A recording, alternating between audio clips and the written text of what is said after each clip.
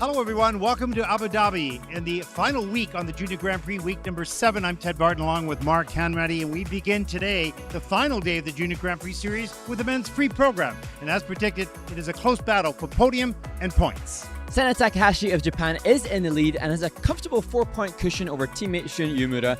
Sitting in third is Krouglov of Belgium, who's been on fire this season so far and looking to move up. Lucius Kazanecki of the United States and Grayson Long of Canada are within striking distance of the podium, but they will have to skate without error to make their move. It is all on the line as 23 skaters from 21 nations take to the ice. The men's free program begins right now.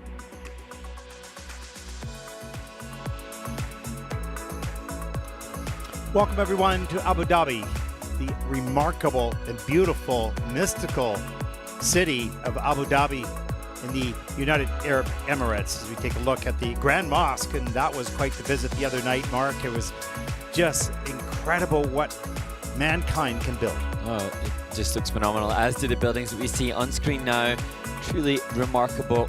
And some of the skaters have been posting and sharing stories on their social media, showcasing the fact that they are exploiting this unique opportunity to compete in a figure skating event in Abu Dhabi, as we see the judges and the technical panel shortly on screen. And for the final time, we get to thank the officials for all the time they spend away from their families and their jobs here supporting this sport. They've had their long journey themselves as skaters, also as officials, with a lot of exams and a little stressful at times as well. And we thank the technical panel for allowing us to listen into their work, which has been brilliant all season. And we utilize that where we feel it is important to bring to the audience. And I know the ISU is working on ways that perhaps people would be able to listen to that in the future. We'll find out how that unfolds as we take a look at the first group taking to the ice for their warm-up.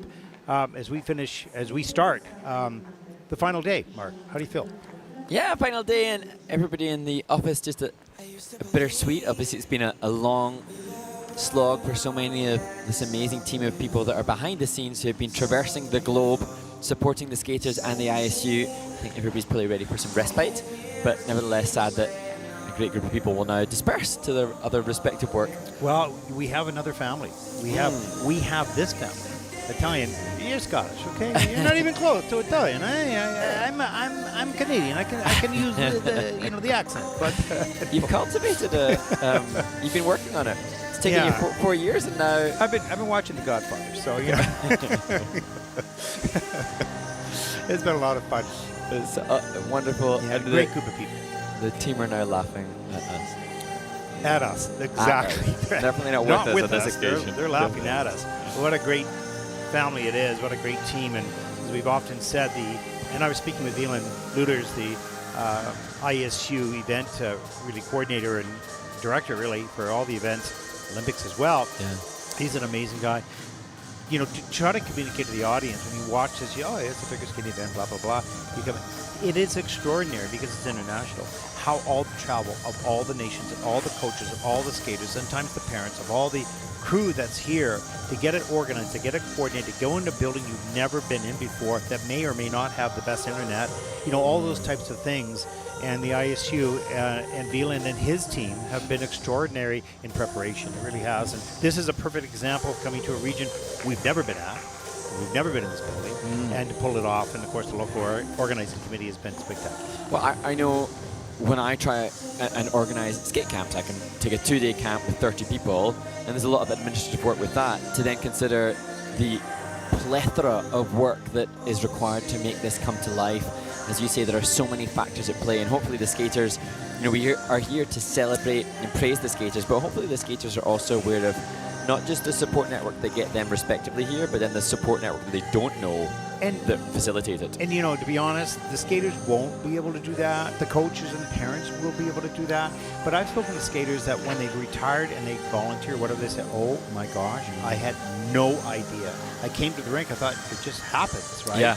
So it's hard for them to, all of these skaters are kind. They're also very thankful and very polite, and that is wonderful. But the scope of what happens behind the scene, they'll learn that perhaps maybe a little bit later. Or they might even be a volunteer themselves now, I don't know. Yeah, and some of them have been, and it's interesting to hear some of the skaters that have perhaps, been at the World Championships. There are American skaters that were in Boston earlier this year. There are skaters that I know have been part of the flower team that collect the cuddly toys at the end of a performance, or there are skaters that were involved in some of the organising committees, so perhaps they are a little bit more mindful of what it all entails. But one of the wonderful things about being a youthful young skater is maybe you don't need to know everything about what happens behind the scenes. You'll learn it. They'll learn it, and they'll see. That's for sure. Cuddly toys. So you call it stuffies. In North America, we call them stuffies. And I'm thinking now, cuddly toys is perhaps maybe more accurate. Stuffies is okay. They're stuffed with what, right? Well, so when I hear you guys say stuffies, I'm like, what's a stuffy? So that's why I keep saying cuddly. I stay resolutely. Stuffs food, opposite food to you. I'm resolutely committed to my cuddly toy description of. No, it's good. You've kept it. I mean, you heard it, and then you said no. You'd ignored us, so it's all fine. I took stuffy and discarded it. Yeah, exactly. And some of your other vocabulary I've stolen, but that one no. Yeah. Okay. Well, fair on you. So, we just wanted people who listen to this to understand that it is an extraordinary group of people that come together from different countries, from different regions of the world to make an event happen in any of the locations. I think also, Ted, one of the things we really want to talk about in this warm-up is just a big shout-out to Gianni Mottia, who's unfortunately had to withdraw after the short program, and that's, I assume, because of the boot problems that Gianni from France has had. His boots broke down just before leaving France, so had new skates, and then the new skates, it just wasn't working for him. And I touched on before the short program the frantic attempts whilst here in Abu Dhabi to get the new skates to be conducive to skating, but we saw in his short program he just looked incredibly uncomfortable, and it was a little bit dangerous, to be honest, when he was jumping how off axis he was. And so I understand why it was. We mentioned that the boots were in control of him, not him in control of the boots, and that's dangerous, particularly like on an axle takeoff. So we completely understand. We wish him the very best as he moves forward, and hopefully he gets the equipment all organized for the rest of the season. Yeah, so frustrating, and the last thing any skater really wants to do is withdraw, because even though these moments are filled with pressure and anxiety and worry and nerves, we want to be out there, so that overrides all of those, apprehensive feelings. And so to then have to withdraw is just the last thing you want. Okay, Mark, you made that sound so joyful. It's full of nerves and anxiety. It's true, though. It is true for the moment for the skaters, but they love it. Otherwise, they wouldn't do it. Because when you have a good skate, there's no feeling like it. And so it's worth the down days to get a few up days. And how fun it is to see Andre Lutai in T-shirt. We don't often get to a Junior Grand Prix event and see the coaches in T-shirts. No, I know. Testament to how warm it is. I mean, we have a jacket, but when we walk out to the bus, it's like you run to the bus to oh get my goodness. the air conditioning. I'm warm now. Here we go. Final day of competition on the ISU Junior Grand Prix Series, the men's free program. This will be followed by the free dance a little bit later today.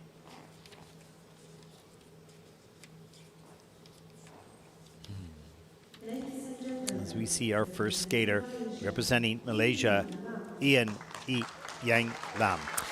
And Ian obviously opens the event, but he is the youngest competitor in the competition.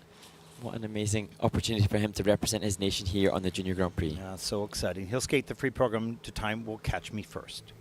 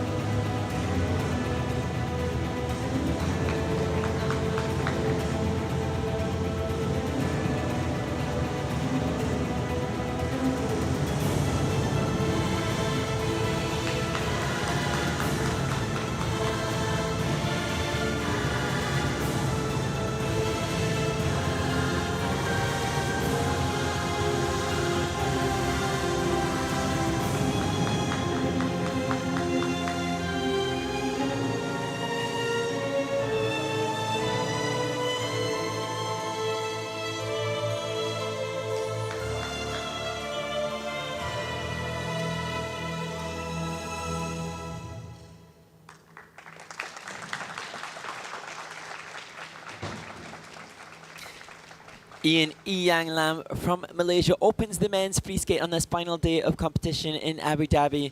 And this, as I said before, he started the youngest skater in the group. And this, not just his first Junior Grand Prix experience, but his first junior event, from my understanding. Last competed as a novice skater, as we see, I think, Audrey Lee and family, who represented Malaysia in the women's event, supporting him here.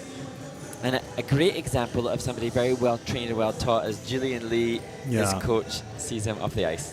This was a really solid skate for this young man. He is with double and double combination, the double axles right off the top of the program. These were beautiful. Gets way up in the air, gets that blade backwards, extended the free leg, really nice soft knees on the landing. And here's the second one. Nice. That was a beauty as well. And Ian, as we see him work through some of the other double jumps, his previous scores were from novice events where there are less elements, a shorter program. But his free skate at the Asian Open in novices, as we see the double flip, double loop, was a 52-point score. So this is what we're about to see is a great indication of the progress that's been made. And interestingly, Ian and Julian are both involved in some of the development commission work and supporting athletes. And Julian, the coach, Julian Yi, he retired in 2019, and he's was explaining to us that he is honoured to be working with developing nations, including his own, and he's doing a great job because we can see developmentally the good technique that has been given to his student that will facilitate, hopefully, a long career. I interviewed Julian in Spain for Junior Grand Prix when he was in it, and then he became an Olympian. I think the first winter sport Olympic for Malaysia had a great documentary on him, which was really wonderful because although skating was the platform, it's about a human, it's about a person, and it's a really interesting. You can see that online. And there is Julian. And one of the great things is that not all skaters who have had success as Olympians themselves go on to be coaches, but the passion that seems evident from this coach. Oh yes, totally. You can see him invested in this student, knowing that the student, with the content that he has, no triple jumps, he'll know that he's not competitive, but he's obviously really invested in his long term. Yeah, and he might be competitive in the future. He's yes. young. Look at that. That's awesome. 74.21. That is fierce. Oh my gosh, that's awesome. Love that. 110.88. It's as if he won the Olympic gold. That is just terrific. I hope everybody reacts like that today. Yeah, no, that is personal. That is an accomplishment. It's a defining moment in his career where he's just reached something that he sought for a while. That was awesome. Our next skater represents Bulgaria, Deyan Mihaylov. And Deyan struggled in the short program. It wasn't a comfortable performance, and now hoping for redemption in his free skate. Now 101.83 personal best from Baku.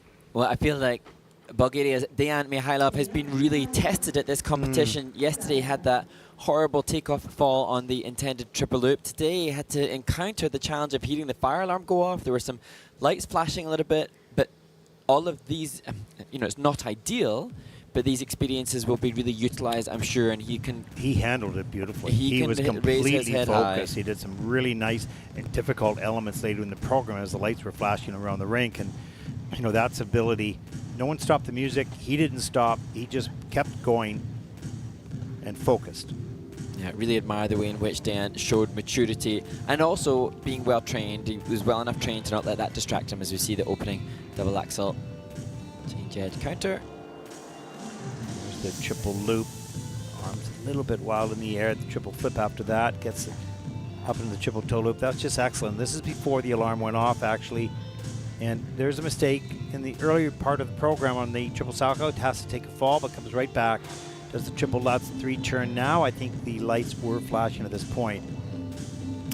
I mean, to be honest, from my experience of, there can be distractions, but because the skater will be so, consumed with the enormity of the challenge of what they've got to do, it's not likely to be a massive impact. But you did see at one point, Dan, just, what's happening? Yeah. And he regrouped and refocused, and I think now, Coach Andre Lutai and the family and everybody involved will just be probably as proud. They'd be proud anyway, but they're probably particularly proud by the way in which he conducted himself and pushing through that, and also coming back from that really tough short program where he had that horrible fall on the loop. Yeah, and as you said, all these curveballs that are thrown at you, to be able to handle them is part of the process and learning it. It's never planned, so you never know when it's going to show up, right? And you just have to be able to cope and handle and focus, and he did. So another lesson learned, and I think overall pretty good skate. Yeah, and I know that from his work now with Andre Lutai, he's focusing on triple axel and quads, and I think I touched on the short program about that as a big part of his plan moving forward. And so we hope to see those. He can rotate fast at 96.85. That is first. He's second skater out in this event with a total competition score of 135.07, which also puts him into first place overall early in the competition. Great focus, great work. And he'll move forward in the season, bringing this experience along his way. Let's take a look at our next skater representing Armenia, Mikhail Salazarian. And Mikhail struggled with the triple axel in this short program, popped that, but has 2 planned, and this is free skate. He'll skate to I Hear a Symphony by Cody Fry. I used to hear a simple song. That was until you came along. Now in its place is something new. I hear it when I look at you.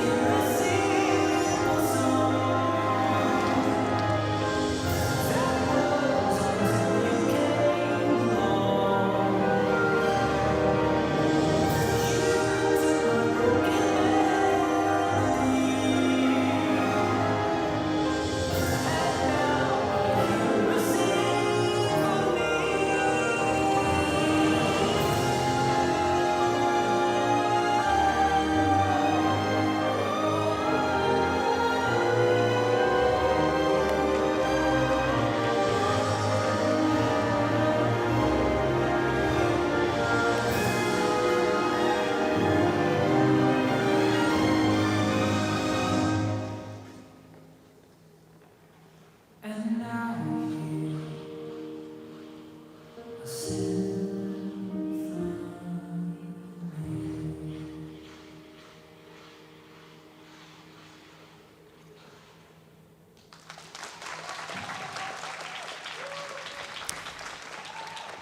Well, a wonderful turnaround from event to event as Mikhail Salazarian, representing Armenia, celebrates a vastly improved skate from that which he gave last week.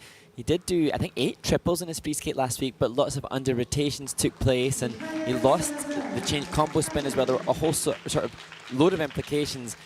What I really see, though, Ted, in Mikhail is not just better success in his tech score today, but much, much improved skating skills. A long way to go yet, but the work has obviously been devoted to that aspect of his Completely skating. agree. This was a good technical day, a very good technical day. But in addition to that, you saw him connect a little bit with the music, a little softer with the arms. So, I mean, as you mentioned, a long ways to go, but it started to show even in this program here. But he had a great day technically as well. Well, he should have a pretty good score, a very good score from his season's best. Here's the triple axel. Let's slow this right down. Really tight and straight, nice, right on that landing foot and glides out. And the glide is better. The running edge is vastly improved from the past couple of seasons. And watch how quick he folds into that tight rotation position, very quick into that. Really helps him be efficient in the air. There's the triple Lutz. This is the one element that had a bit of a flaw in it. He had to step out, but comes right back down the ice with the triple flip. That was no problem. Up into the double axel, gets set, and quickly into rotation. Doesn't use a lot of arms. He just uses that free leg to snap him up into rotation. There's a triple loop a little bit later. That might be under. It is under in the system. And the camel spin still needs a little work. But, Yeah. you know. But I remember we were chatting about my memories of his performance 2 years ago in Yerevan, Armenia, and I think he had a really good skate from memory at that event in front of a home crowd, but his score was still not great because of the components. And I seem to remember that he might have even been in the low 3s there. Now he's pushing close towards 5. Yeah, so yeah. big It's a improvement. big improvement, no question. And those types of numbers are so important for the skater to see. They may not feel the progress, but they can begin to see the progress reflected in the numbers. Let's take a look at the score. His 94.78 was his season's best so far, and this is a 107.57. And he gives a definite nod of approval, and that puts him first in the free program with a 155.78 total competition score. He takes the lead. 2 triple axels very early on in the competition. Yeah, really good. Next skater represents Korea, Donghan Yu. And talking of triple axels, this another skater capable of doing it. He fell on the triple axel in the short program, but has that as his first element. Season's best is 83.70, and he's very capable of topping that score by quite a bit. If he can have a clean skate, he'll skate to the legend of the sword, King Arthur.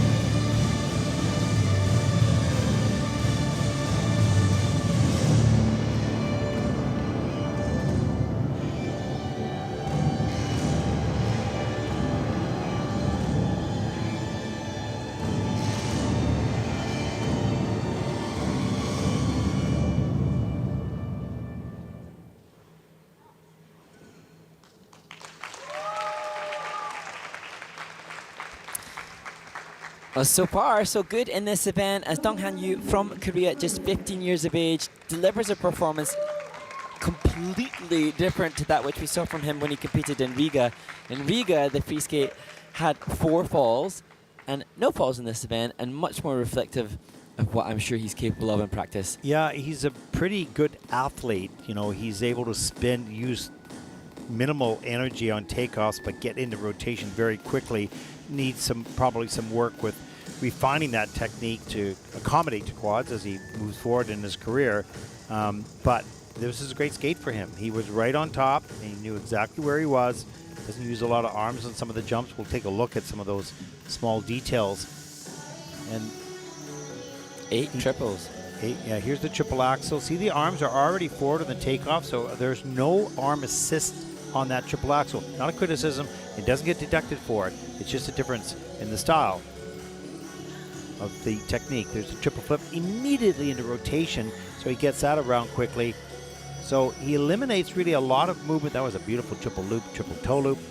He eliminates a lot of the movement before the jump, and that, if you have too much movement, you've got more risk on the takeoff. But generally, it can be a bit better as well, as we see him just whipping through the double axel, another triple double a little bit later in the program.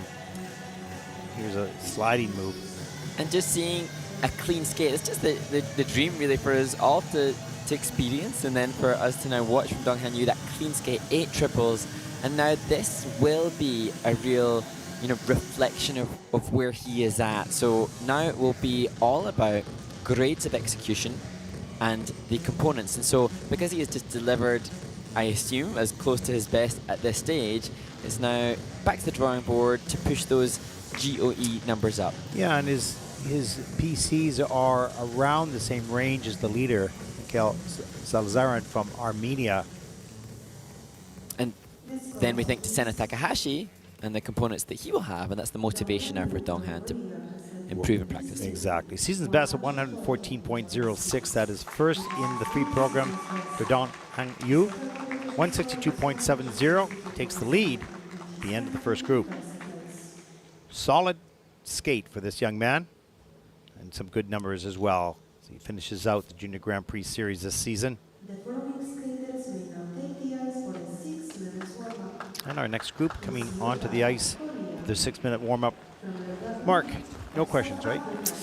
No question. We should probably treat the audience and be silent. Yeah, actually that would be interesting, because I know there's a lot of appreciation for no commentary during performance. Silence from commentary perspective is appreciated, from my understanding. Maybe silence. Although I actually think that Yeah, I think it might be fun.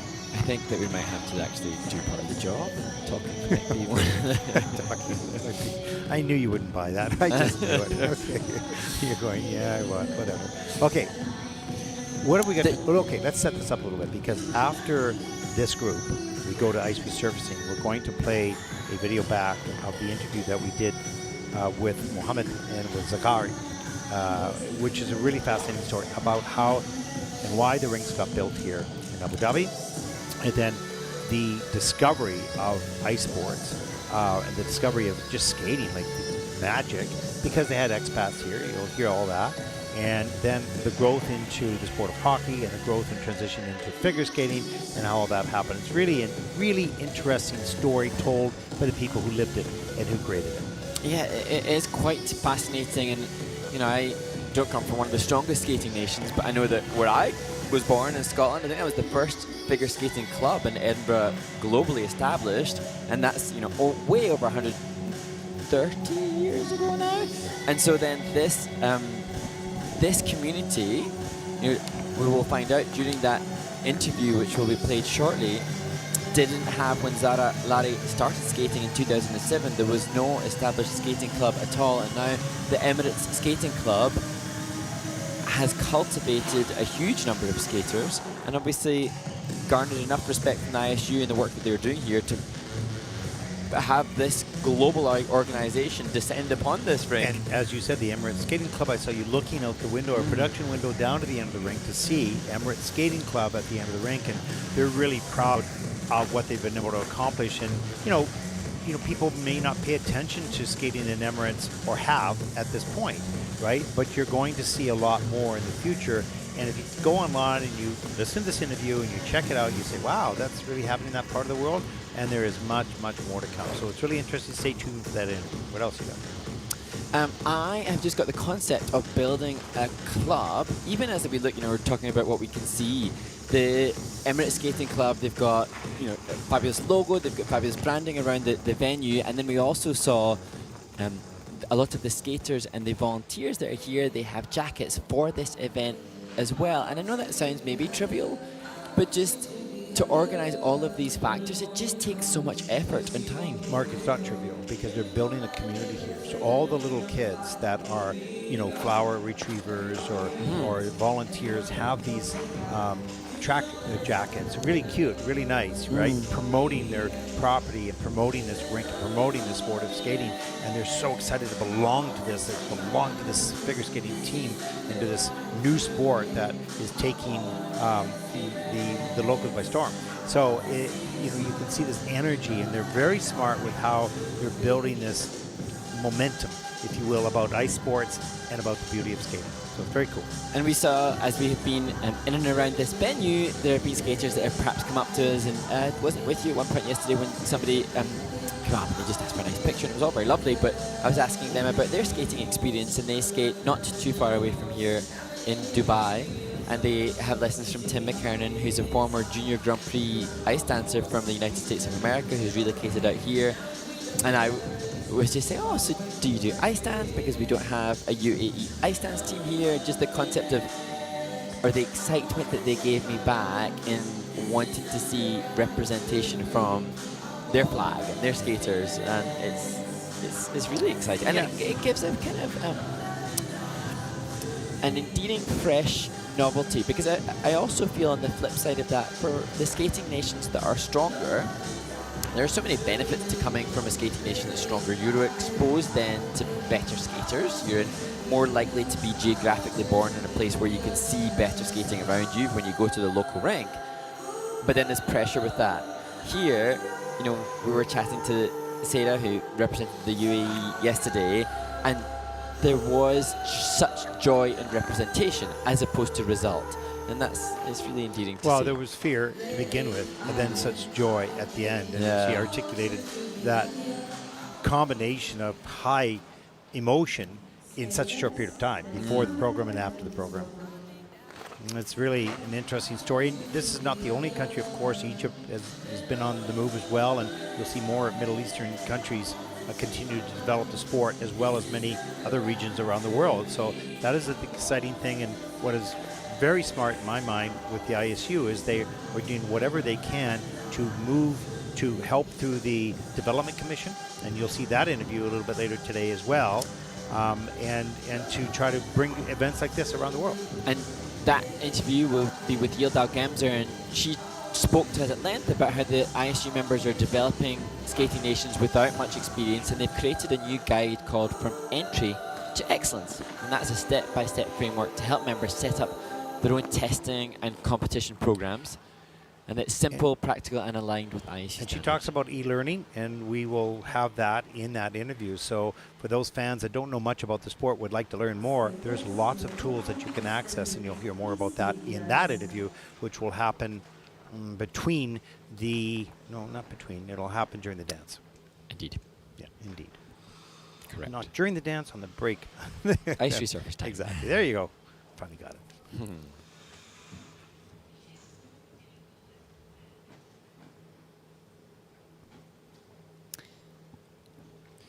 Well, there is our next competitor, who is the teammate from the last skater representing Korea, Honzo Park.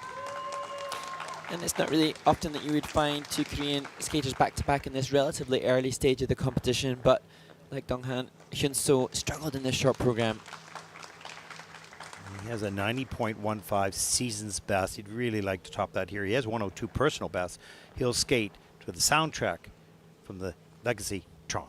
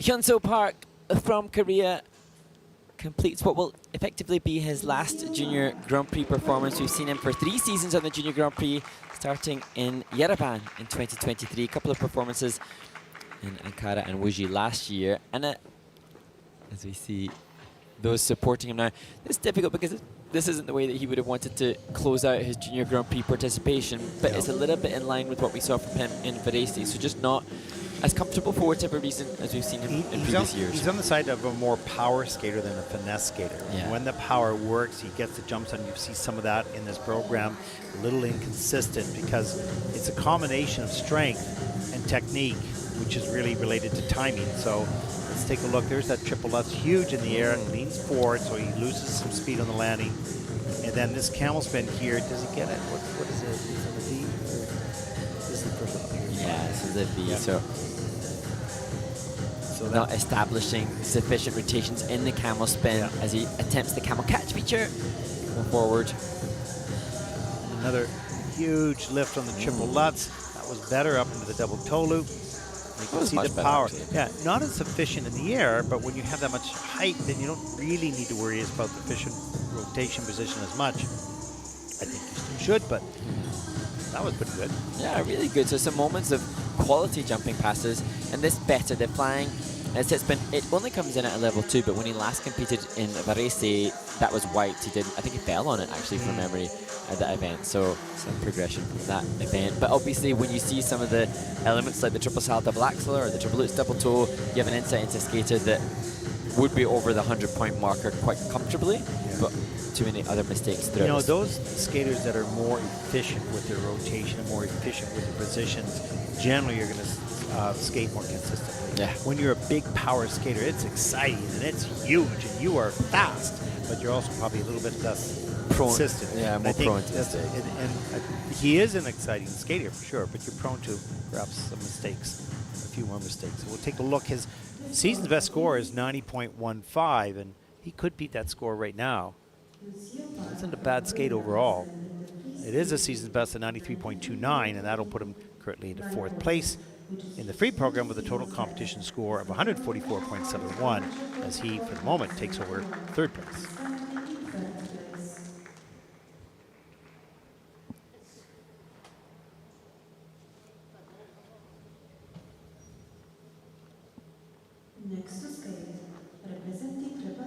Our next skater represents the Republic of South Africa, Cody Cock. He's 18 years old. He's got some wonderful, wonderful qualities, and we just hope that he can control that energy we talked about in the short program. And Doug Haw, his coach, was explaining that they've structured the program to be more components friendly since we last saw him compete in Varese. And he'll skate to Waves by Dean Lewis.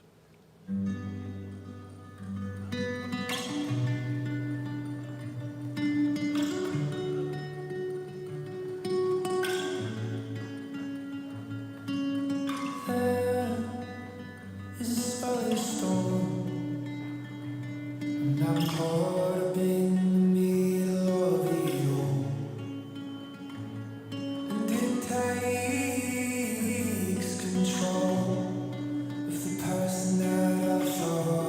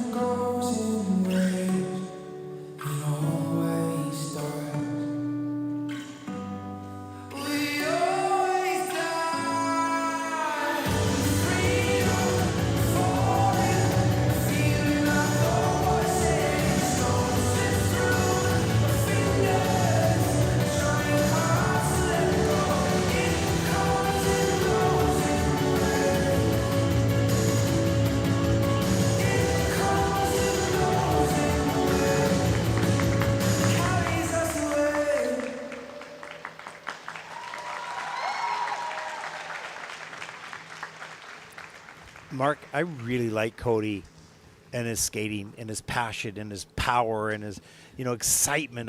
You just see it, it just oozes out of him. Yeah, right? and He just has to learn to control it. Yeah, I don't think I don't know, I can't speak for all the skaters, but there are certainly a few that wear their heart on their sleeve. Yes. And is expressed as gloriously as Cody does. I find it so interesting because when he hits the spread eagle or the Ina bar, he has such beautiful posture and he's so still.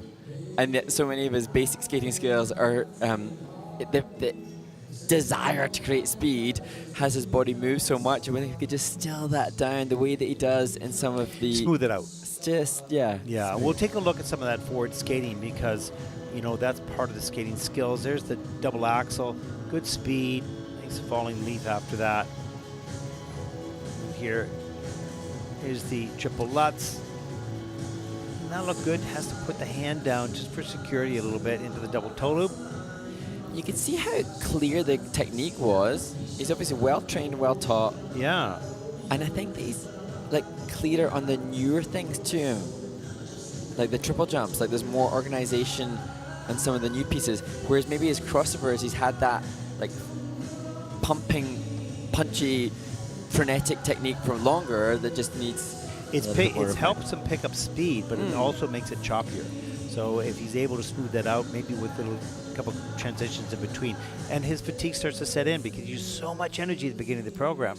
That all sounds critical. It's analytical because this is a very skilled athlete. It really is. And I think when you see a skater that's as passionate as Cody is with that great cardio slide, you want it for them. Look, he's living it. He is, and he's great at that. Look at this, just puts that back. Amazing. And arms and head. He's right into it, into the spread eagle. That was a beautiful choreographic sequence. And look at how he looks up at the judges.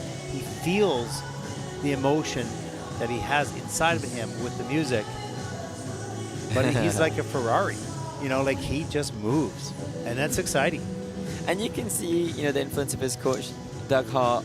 You can see the positive influence happening. It just needs more time. More time. It does. But he's more controlled now than he was in the beginning, that's for sure. So progress has been made. He's better, and he'll just continue to do so. He's waiting for those scores. Season best, 96.41. That is fourth in the free program. He's looking for more with a total competition score of 148.54. That'll put him overall into third place. He's a diamond in the rough a little bit, but he's got great value. Even the reaction to the score shows his passion. Oh, totally. I mean, he's got that. It's just about, whoa, a little bit more. Let's see. Next skater, representing Spain, Andre Zapata.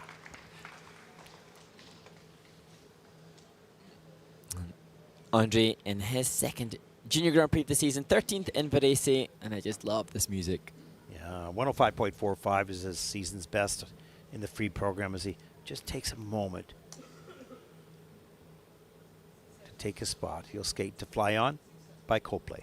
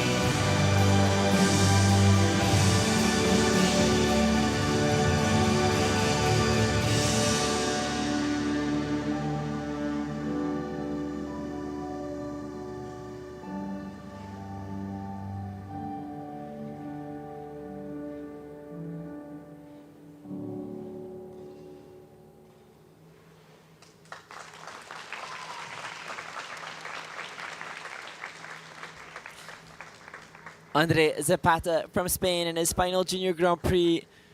And as I said, I just love the music so much. And for me, there were a couple of wonderful standout moments, as we see very attentive Andre just making sure that ice that's come up from one of the takeoffs, probably of the flipper Lutz, is removed. The opening double axel, the running edge on that was just sensational. And then the transition into his last triple salto, it makes me want to go back and check what he did, which is testament to. I just have to slow it down, but I really like that. And then I also think that after his performance in Varese, that I re-downloaded this track. So many things I have to thank Andre for. I really appreciate what he has offered. Yeah, it's season's best 105.45, so he'll come close to that. We'll see whether he can break that personal best here in the last Junior Grand Prix event. Smiles all around and hugs as he comes off the ice, pleased with the performance. And let's take a look at some of the elements. The action is good. Here's the triple Lutz. A little too far forward. Just holds his time to get that pick back, to take the double toe loop after. Comes back down the ice with good speed. There's the triple flip again, a little bit forward, but manages to get himself up into the double axel, double toe. There's a triple loop a little bit later. Just looking for that transition you want. There's a triple salchow. And he put the triple toe on because he didn't manage the triple on the Lutz at the start. So that was brave. Here it is, inside. Just this little, I don't know how to describe it, like waltz jump hop, but it was just the transition before was cool. It was cool. I liked it. Oh, it was unexpected. Yeah. And it's interesting as we look at the Kiss and Cry, Miriam Brunero and Renata Lazzaroni, and I saw online that they tagged themselves as work besties. And so what a great environment for Andre the student to be here with coaches that got on as friends as well and create a positive environment for the skater. It's a team. Yeah. You have to work together. You find your spot that you can help the most and you stick to that. And you can see they're so supportive, and he's taking that all in and looking for a good score, maybe a season's best. There it is, 107.63.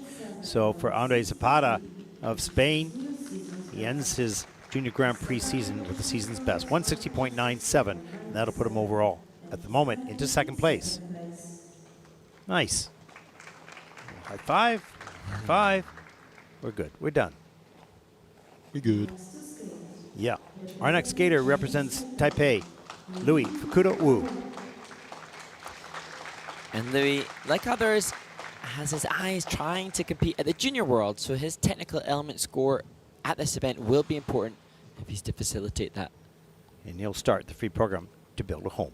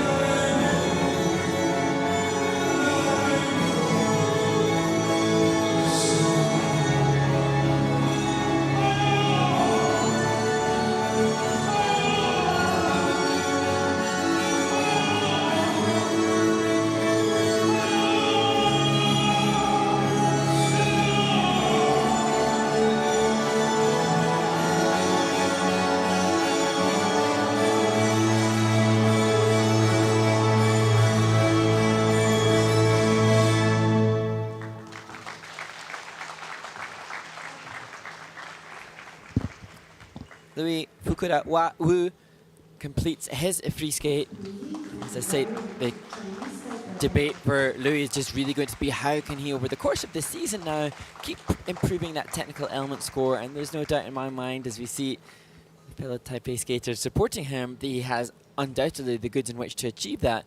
It's just the delivery of it under the... Yeah, no, he had, what a great start to the program. That was a really strong start, and you can see his abilities, his jump abilities, and his passion when he skates as well. He got just a little bit sloppy on the landings of some of those elements, and you just fix that up. That's a GOE thing. He's going to add a lot of points if he can eliminate those small mistakes on the landing, but the rest of the program strong, and that was a nice skate for Louis. You've seen him skate since just a young lad, and you see him grow and mature, and we're seeing that right here on the Junior Grand Prix. Take a look at some of the elements. There's the triple flip to start the program. Soft knees, it gets right up into the triple toe loop. I don't know how he did that, but he did, and it's on the quarter. The triple toe was on the quarter, but great fight. He was totally determined, and he managed to make that work, even with the minus. There's the triple Lutz. That was a beauty. Just right up into the double axel. Let's speed this up a little bit. And then that was a little hoppy. There's a messy landing there as well. So we're losing some points on Jui. Another jump, and a double toe loop. That was okay. So the quality of these landings, so important. The loop on a lean has to take the fall, but just gets right back up into the program. Later in the program, the triple Lutz, but this one landing forward, going off the back of the heel, takes a hard fall there as well. So some up and down moments, some really good elements, and some mistakes as well.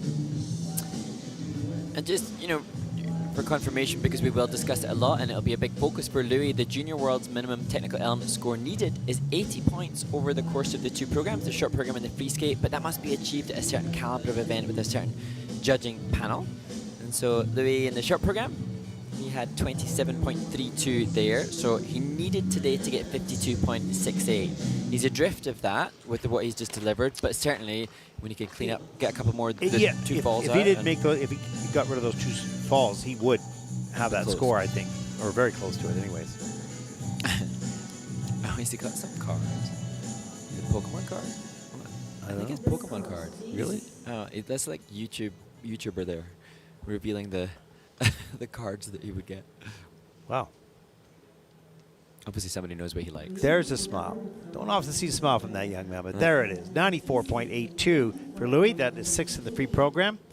Total competition score 149.52. That'll put Louis, for the moment, into 4th place overall. Megan Museki and Keegan Murphy, the coaches for Louis. As he continues to show the cards, I guess. I think he drew a good one. Got to find out what that is. It's Pokemon cards, and I think he drew a good one. Okay. And now to Thailand's Hiro Kaewtathip, a skater that struggled with the loop jump. It was a single loop that he had in the short program. Otherwise, he would have placed within the top 10, I suspect. And he'll skate the free program to a beautiful storm.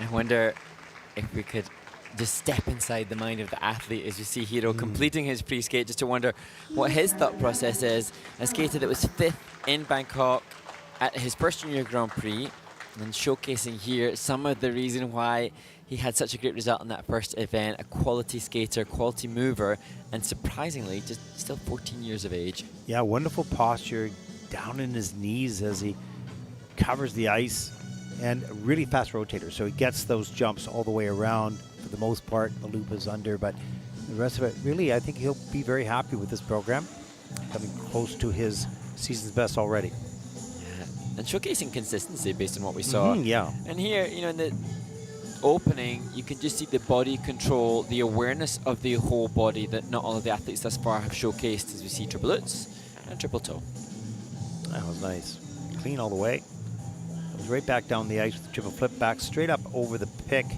No swinging around. He just backs up over the pick and folds himself into rotation.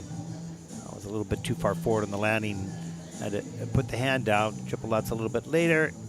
Not as high as the first one, but he gets it done and steps right up into the double axel and double toe loop. And one more triple flip here. Arms were nice and tight. Efficient rotation position. And look at that beautiful Ina Bauer with the knee slide here, Mark. Yeah, and actually that Ina bar is commonly used for the skaters within the mandatory choreo element, but I think Hiro demonstrated a bigger stretch and extension as his coach Amy joins him in the kiss and cry. Bigger stretch than I've seen anybody take on the bar. Really beautiful positioning, and I imagine that Hiro now will proudly go forwards to try to represent Thailand at Junior World Championships and beyond. And his axel technique, I like. Not everybody uses the same technique, of course, but the way in which he uses his arms and his double axel leads me to believe that it'll be a nice triple. Oh yeah, absolutely. You know, he's well set up for further growth in the technical difficulty, and he's already got a beautiful posture, wonderful skating skills, and a sense to the music. It's not all brought out yet, but you can see he does feel it. He listens to it.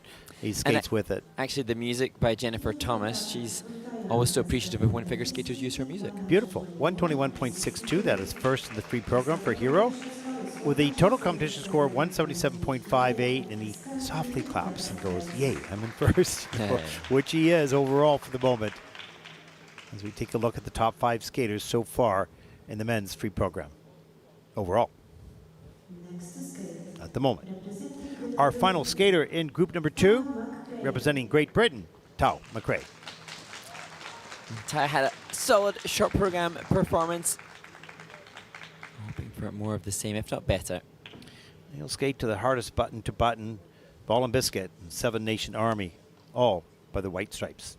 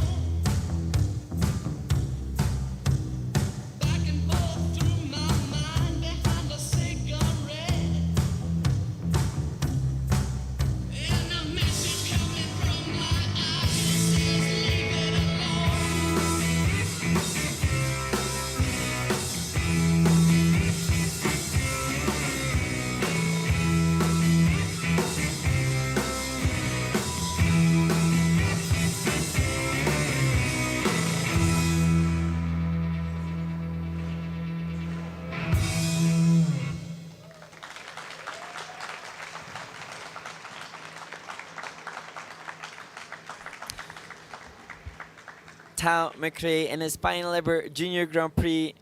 A skater that is having to balance his study and skating now as a full-time student at university. But he's happy with how it was adjusting so far, but perhaps that the rationale behind an error-ridden free skate for Tao.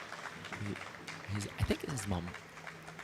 Waves the Union Jack in support of her son. Yeah, interesting.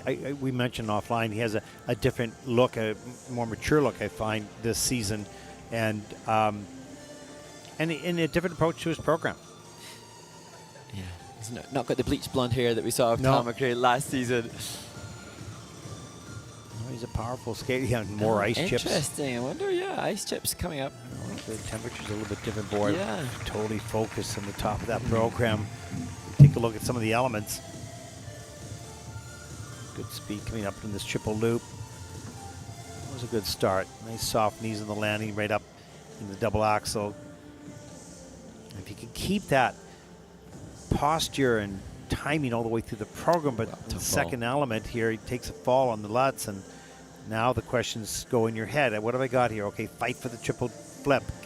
Get the double toe loop done. Triple loop and step out of that. So those little small errors begin to really not only reduce the GOE score, but affect the overall program. Boy, I didn't do too many replays, did I? Lousy job. Fire that guy. As Mick Brezhina joins him in the kiss and cry. And it's a really interesting discussion point for Tao. I've mentioned that he's studying hard. He's relocated some of his training now as well. And I know that he's capable of triple axel. I think it was on his coach, Mikhail Brezhina's social media, that I saw triple axel from Tao. So he got that, which is a jump that is almost a prerequisite necessity for the senior category, which he has to move into next season. But it'll just be a continuous juggling of his academics and skating. And he has some work to do on rotation position, going for those, triple axles and quads. 98.98 for the free program, that is fifth, with a total competition score of 156.35, and that'll put Tao Macrae currently into fourth place after group number 2. 12 skaters to come. Okay, Mark, let's set this up. Now, folks, we talked a little bit about the history of how the ice sports got started here in the Arab Emirates. And so, set up the interview. Well, it'll be a wonderful opportunity now to get a little bit more about an understanding and appreciation for what has happened leading up to this point, the first time that a Junior Grand Prix has taken place in Abu Dhabi. And we were very fortunate to be able to chat and speak with Mohamed Aref and Zara Lari, who gave us a little further appreciation for all of the hard work that has gone into this momentous occasion. Yeah, it's a great story. We hope you enjoy it, and you'll understand a little bit more about why we're here and how we got to this point and what they did to attract us here. So let's take a look, and we hope you enjoy it. We'll be back right after this.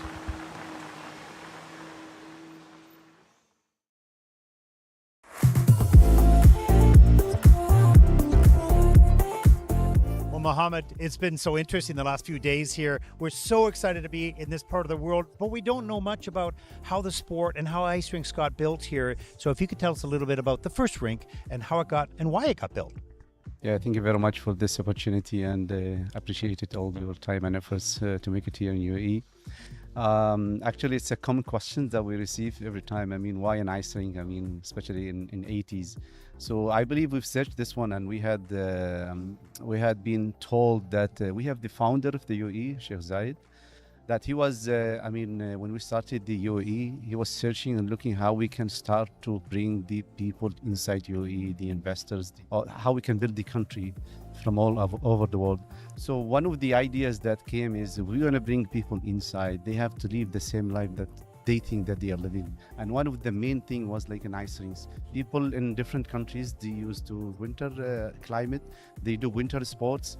So one of the advices is why we don't build an ice rink, so people come so they can work, like doctors, pilots, and the others, and also family enjoy their life. It's like they're living back in their countries. So with that, I mean, he gave the orders. I mean, we built one in Align, it's in 88, one here in 89, and really people start to come from all over, where we took the sport from their perspective. Now, you told us a little bit about your discovery of skating, just watching it up here for hours, and then you got involved, or the idea of ice hockey came mostly probably from the expats. How did the sport of hockey get integrated first into these buildings? Yeah, so honestly, I mean, it was when we discovered the ice rink. I mean, we are all football background. I mean, with the clubs we play there. I mean, it's a common and the traditional sport that we have.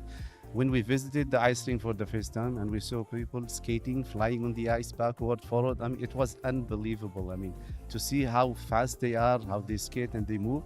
So when we step on the ice, we never left the ice. We left the football clubs, we left all the other sports that we used to play, and we keep skating and skating and skating. We used to do public skating like any others. Then we saw like some expats, doctors and pilots and the others, that they are renting the ice for like 2 days a week, and they play this game of ice hockey. So we were kids, 15, 13, watching them, like what they are doing and what's this. So we asked them if we can join or see this one, because it was like a competitive sport.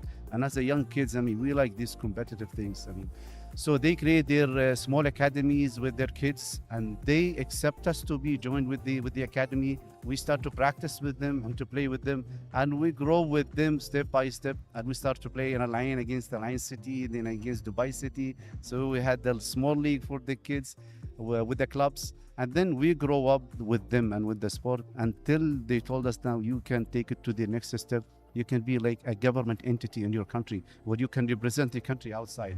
And from then we take it step by step to the government, that we have a national team, that we have local players, that they can play the game. We competed around Asia. We get successful tournaments winning. And when we come back and we submit our profile, the government accepts it, even we are a unique sport. But this is the good thing when you have a leadership, that they accept everybody and they understand that every sport is accepted.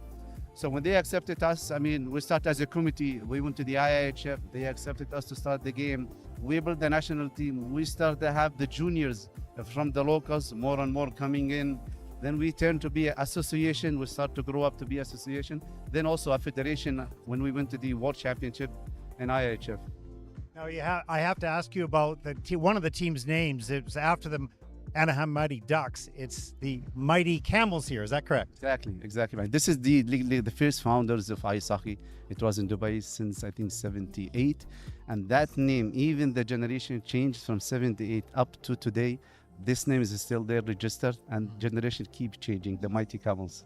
Exactly. That is fun. That's great. Now, Mark, let's talk a little bit about figure skating. Well, Zara, you are the pioneer of figure skating. I think one of the main pioneers of figure skating in this area, and you're the poster skater for figure skating here. Can you tell us a little bit about your experiences being a competitive skater in an environment where you weren't necessarily exposed to lots of competitive skaters yourself? Well, yeah, when I started skating, it was 2007. So figure skating didn't really exist in this region. After I watched the movie, I came to the rink and I realized there's no figure skaters. It's just public skating. So then what happened was we found one coach and I started training with her. And then my dad opened up the club so he can bring in high-level coaches so I can get proper training. And then over the summer, I was traveling abroad, whether it's the US, places in Europe, to train abroad, so I'm exposed to the high-level skaters, because here, I was the highest level, so it was a bit difficult to get motivated and to train. So I would go abroad, train abroad, gain experience, try to compete, but of course it wasn't easy. It was a difficult journey, but it was challenging for me, but easier for the next generation. Well, obviously, since your competitive days, we're now here hosting a Junior Grand Prix, and we see and sense an essence of what is to come. Can you tell us about maybe the goals and aspirations of the skaters here moving forward? Yeah, definitely. I mean, the interest here is huge. Even this rink is not holding up the interest of figure skating. The numbers are becoming a lot. It's big numbers, and it's great for me to see how the numbers are increasing every year. We do have a national team. We have skaters competing abroad, getting podium. The younger generation are starting to get podium, which is also great. The interest is there, so I think the future of figure skating is it's going to be great here in the UAE. Well, you said you started in 2007, so in what is relatively a very short period of time, there's huge progression, so it's quite exciting to consider what's going to come.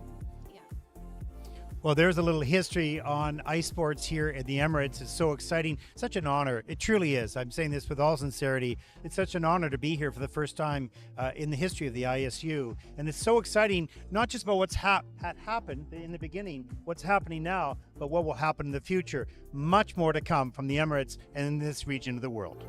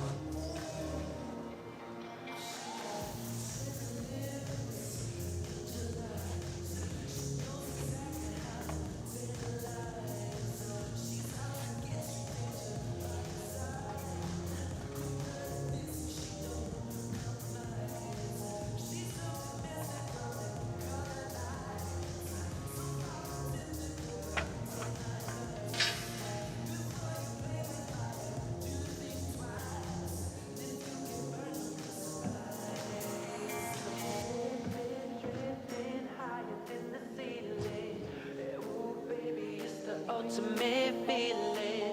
You got me lifted, feeling so gifted. Sugar, how you get so fly?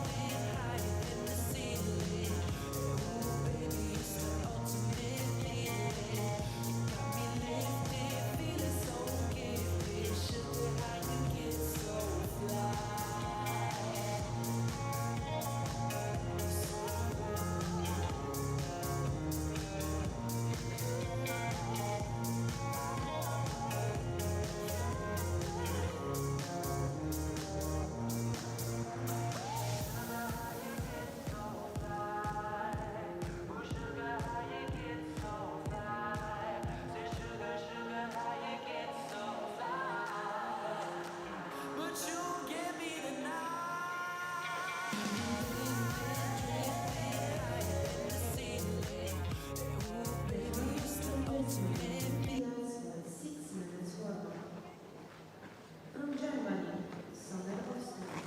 From Australia, Yulio Potapenko.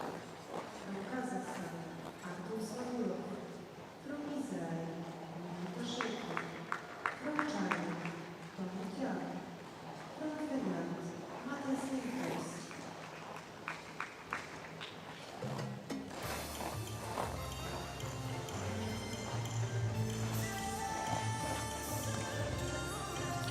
Welcome back, everyone, to Abu Dhabi, the final day of competition, not only here in this competition, in this event, but also the Junior Grand Prix Series. Of course, the final will take place in Nagoya in early December. I'm Ted Barton, along with Mark Hanratty. It's been such an honor and a joy for the past 7 weeks, Mark, to follow these skaters and talk about them, talk with them, and speak with their coaches, sometimes the parents. It's really a dream job. It's a dream opportunity, and I feel very privileged to have been part of this for so long. Yeah, we're very, very fortunate and very, very mindful of the importance of representing these skaters and the families and the coaches and the sport as best as we possibly can. And so thank you to everybody that has given their all to this moment. And I think we could never, in all the time that we are on the microphone, we could never truly give credence to all that goes behind these performances. And I think it would be interesting when we watch other junior international sports. Just I suspect the volume of hours that have gone behind the performances that we will see in this sport from these skaters will be greater than I suspect the vast majority of other sports people. Okay. We're waiting for those letters to be rolling in now. How dare you? No. Yeah. Exactly. Gymnastics, maybe? No, I'm sure there's... I don't know. We don't know enough about it, but I agree with you. I think that this sport is silent because you're at 6 in the morning and you're for 4 or 5 hours a day, perhaps for some of these athletes, at least, anyways. And how many years to get to this level? So, it would be interesting to do a comparison, and maybe there is one out there. We'd have to do a search. I'm not sure. Well, there is the concept of Ericsson's 10,000 hours rule, to the idea behind mastery of a craft taking 10,000 hours. I would say that would be fair. Yeah, the wonderful books about that concept, but I think that's where we do not have a grasp for the entire volume of hours of training that the different athletes have had. One thing is for sure is that not all athletes have had the same kind of timeline or time commitment available to them.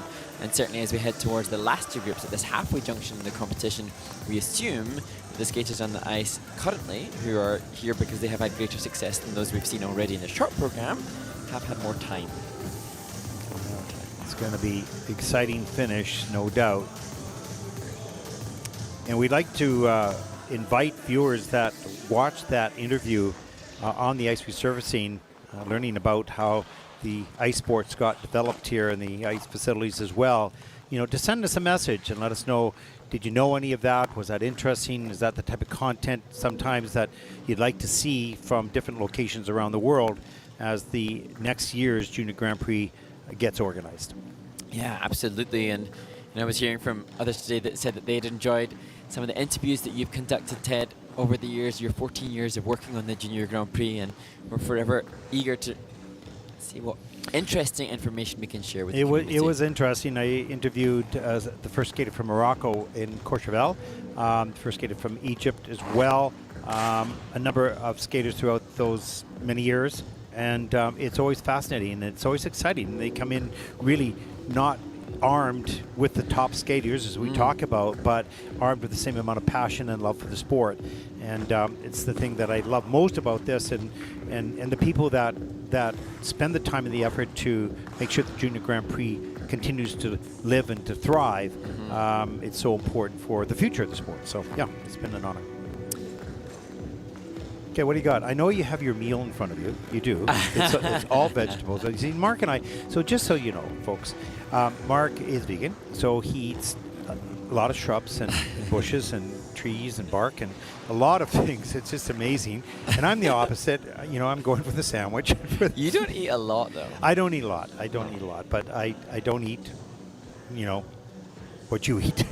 Actually, one thing that we praised so many of the aspects of the Junior Grand Prix and the operation that it all entails. One of the things that I am very appreciative of is the vast array of fruits and vegetables with which I can fuel my body. Yes, it's true. I think the message is out. Well, the schedule that we have is not as busy here because there isn't a pairs event and some of the entrants are lower than some of the other Junior Grand Prix. Nevertheless, our job as commentators, as some of you ask for intel on that, requires us to be in the venue a couple of hours before the start of the competition to be able to record, to prepare. Yeah. And then following the event, when the stream is over, we then have some further interviews to do and some wrapping up. And so the days are very long. And we don't get a huge amount of optimal sleep, but we do have access to optimal nutrition. No, it's true. And, most of the days are around 10 hours. I would say the shorter days are around 10 hours when you put it all in there. But the longer days are 15 to 16 hours, as we had in Gdansk last week. So it depends. But here's the thing. It's not about the length of the days. It's about, the love of what we do and how that fuels you to get through those long days. Because, when you love your work, it doesn't really feel too much like work. If you love what you do, you never work a day in your life. There you go. That's what I was looking for, but I couldn't remember. Okay. And here we go. Group number 3 in the men's free program. The first event today, and the whole series wraps up with the free dance, Mark, the highlight event. Lots for you to say, right? How come you're so silent? Do you think? You're ready to eat. I know. Yeah, maybe that's what it is. Here we go. Our first skater represents Germany, the Sena Oeztuerk. And Sena had a great short program. Really enjoyed his Elvis-inspired short. And this will be a stark contrast to that. He'll need 118.66 to take the lead. He has only an 85.82, but that was back in 2024. He'll skate to the soul of flamenco.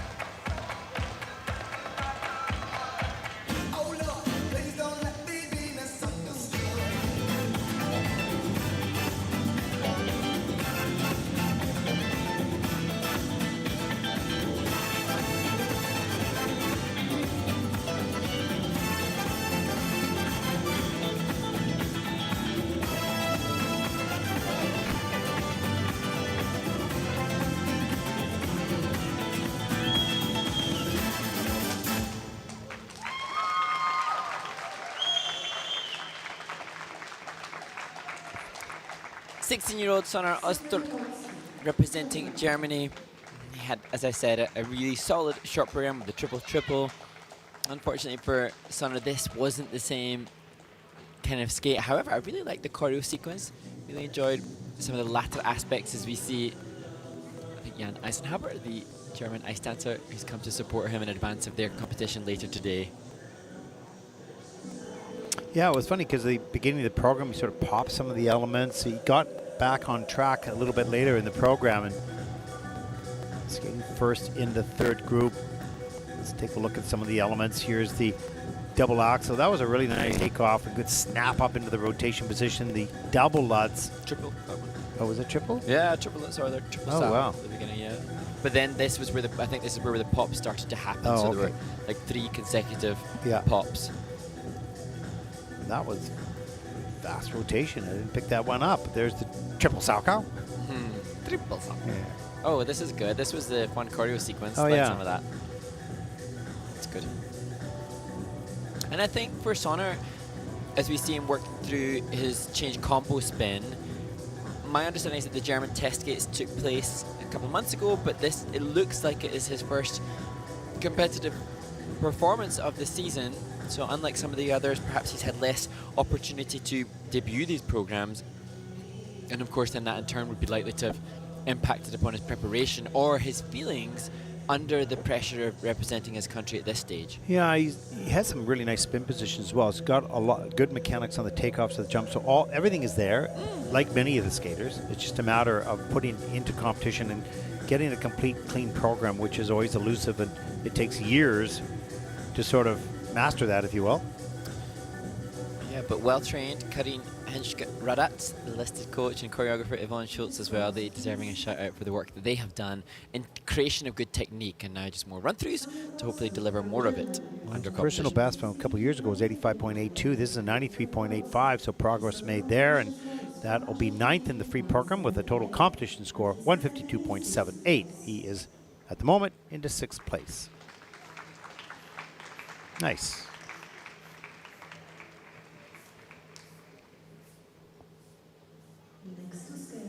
Our next skater represents Australia, Yulio Potapenko. And Yulio in his final Junior Grand Prix, hopefully inspired by the history making that took place for his nation in the women's event yesterday when Hannah Bath took silver. He'll skate the free program to Maybe I, Maybe You by the Scorpions.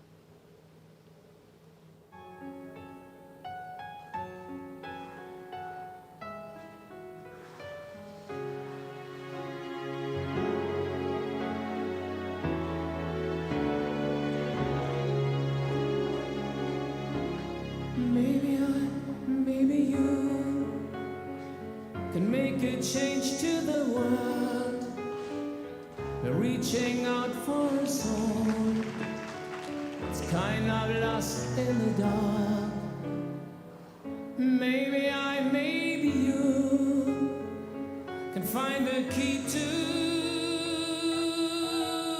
the stars, to catch the spirit of hope, to save one hopeless heart. You look up to the sky with all those questions in mind. All you need is to hear the voice of your heart. In a world full of pain, someone's calling your name. Why don't we make it true? Maybe I, maybe you. Maybe I, maybe you. Maybe I, maybe you.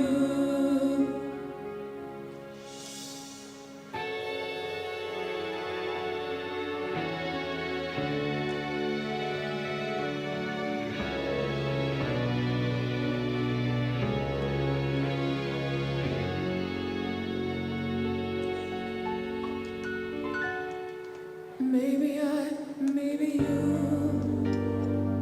are just dreaming sometimes, but the world would be cold without dreamers like you.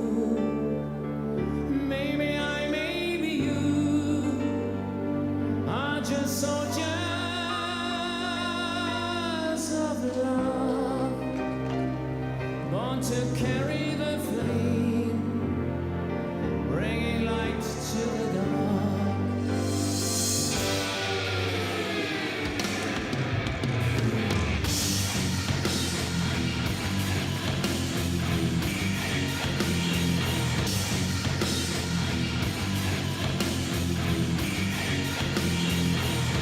You look up to the sky with all those questions in mind. All you need is to hear the voice of your heart. In a world full of pain, someone's calling your name. Why don't we make it true? Maybe I, maybe you. Maybe I, maybe you. Maybe I, maybe you.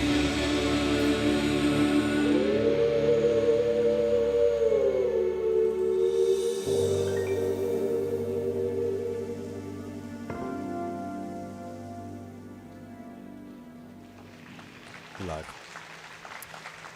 Yulio Potapenko representing Australia and doing so incredibly well, and that was a wonderful example of some really good jumping skill. And I was just casting my eyes back to see if there was Australian representative at Junior World Championships last year. Yulio has got the Junior World minimum tech score. He achieved that at the Asian Open in Manila earlier at the start of this season. And I just kind of wonder why we haven't seen him on the Junior Grand Prix perhaps since 2022, because he's obviously a very quality skater, and I look forward to seeing him if he is selected. Great jump technique, good speed across the ice, nice and tidy in the air, and he's calm. You know, even with things that may be a little bit off, he's just calm enough to stay with it. There's an opening triple Lutz. Look at the distance in the air. Really, I mean, what can you say? Maybe the landing position could be a little bit tidier, but the rest of it is just right on cue. You take a look at the triple flip, tight in the air, and strong on that leg. He You can just see the steps work out. of his quad. Yeah, he just steps out of it to save it. But comes back with another triple flip, double toe. Is that? Well, let's clean the system. That's good. And just a little bit forward on some of the landings, but the takeoff and the rotation is really excellent. And the landing sometimes just maybe a little bit forward, but wow. Wonderful technical skater for sure. And also had some connection with the music. Mark? Yeah, and I think it's always great to see a skater give it a relatively clean skate, and obviously our comparison from his ISU biography is the score back from the Junior Grand Prix in 2022, and this will be much higher. However, a little bit digging into his previous experiences competitively this season, he competed at the Asian Open, as I said, and also the Swan Trophy and international competition in Perth, and he was hovering just above the 100-point marker in his free skate there. He had 102 at one event, 101 at another, but here, better still. And this is, not that you want to do better at any particular. Well, no, this is an event to do better at. You want to do more at the Junior Grand Prix because it's a more illustrious stage. More people see it. This is for sure. True. Yeah. True. But a really nice skater with, I believe, much more to come. He is 19 years old, so whether he'll move on to senior or not, we'll see. But he certainly has quality for that in jumps. Coach and student sigh at the same time. Yeah. As they hear the wait for the marks. Yulio Potapenko from Australia. It's a 111.72 as he looks over to his coach, goes, I think that's pretty good. That's third in the free program. They're both happy with that. With a 171.61, that'll put him into second place overall. Well done. Keep going. Nice future. Good base that you have already. Next to skate. Our next skater represents Kazakhstan, Artur Smagulov. And another skater with experience. Artur so smooth. Some of the skating skills here showcasing really buttery knee action. Lovely to watch. I don't know where to find you. I don't know how to reach you. I hear your voice in the light. I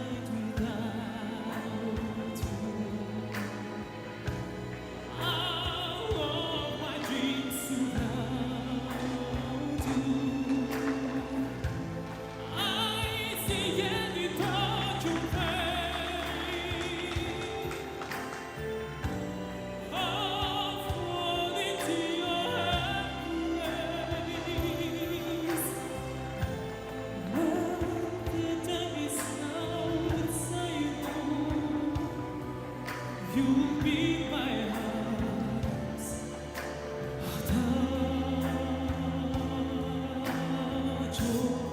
Close my eyes and then away. But it won't be today. I'm from Super. I'm on Saga. Nothing more to explain. I'm the one that will missing another if you know where to find me, if you know how to reach me, there was this about to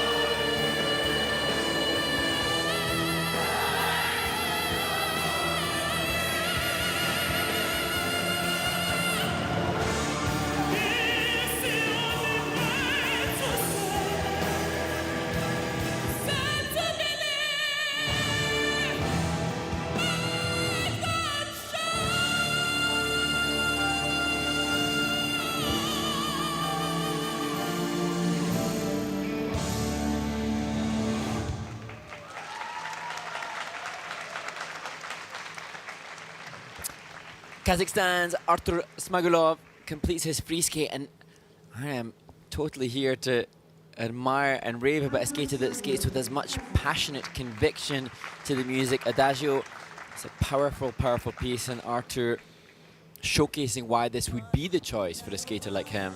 Just unfortunate that there were a couple of falls in the midway part of the program, which will prevent the judges from rewarding his presentation as much as it would have otherwise been. Yeah, the passionate performance of choreography and his physical performance kind of match the passion of the voice, particularly near the end. So we take a look at some of the elements here. There's the first triple axel, leaning back on the heel, having to put the foot down right into the spread eagle, which was a wise sort of cover up a little bit. The second triple axel, beauty, into the double toe, pardon me. And the triple flip. Up into the double axel, and a second one. And lots of energy to this point in the program. Another triple flip was really over-rotated with the shoulders, and he falls out of that. And a little bit less quality on the triple saddle double toe loop near the end of the program. This camel spin started out kind of wobbly.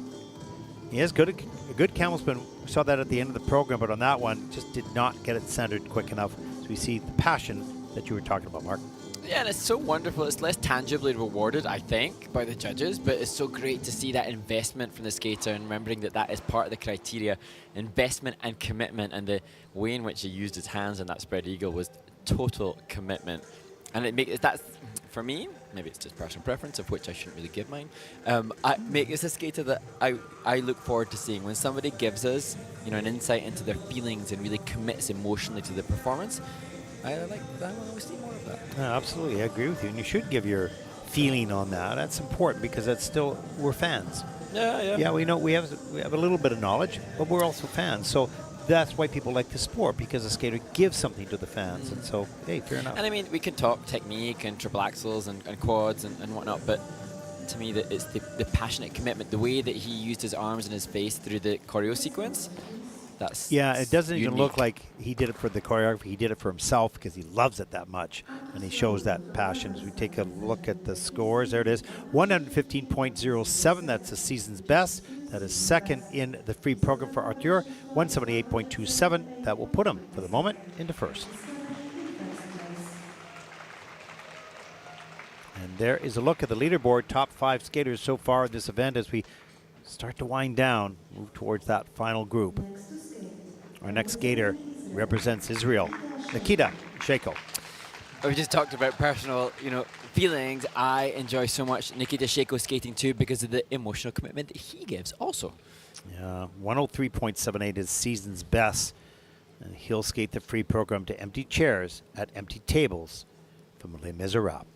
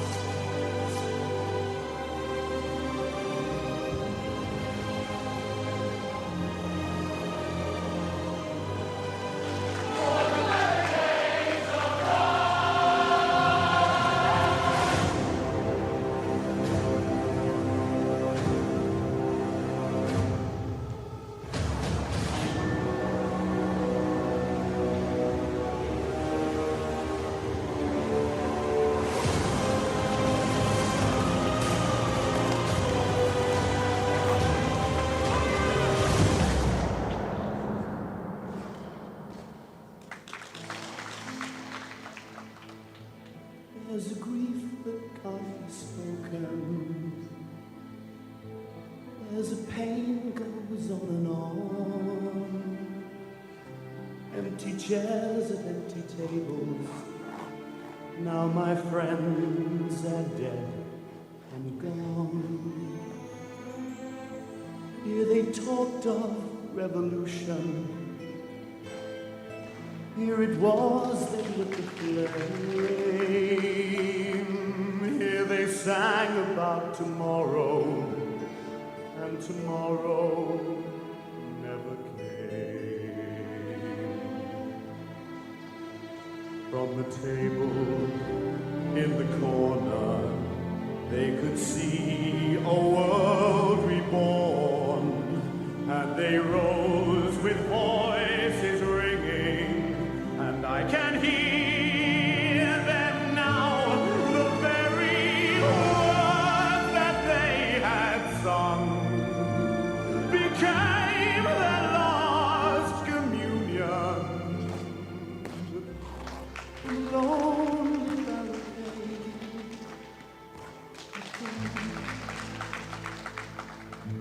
Oh, my friends, forgive me.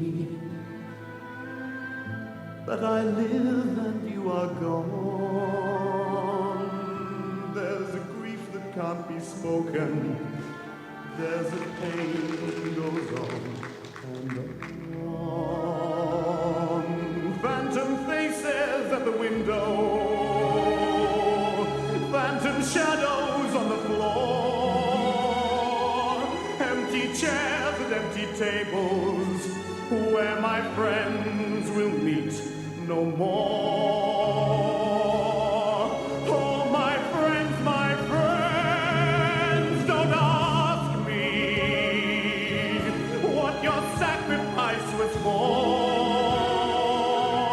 Empty chairs and empty tables where my friends will sing.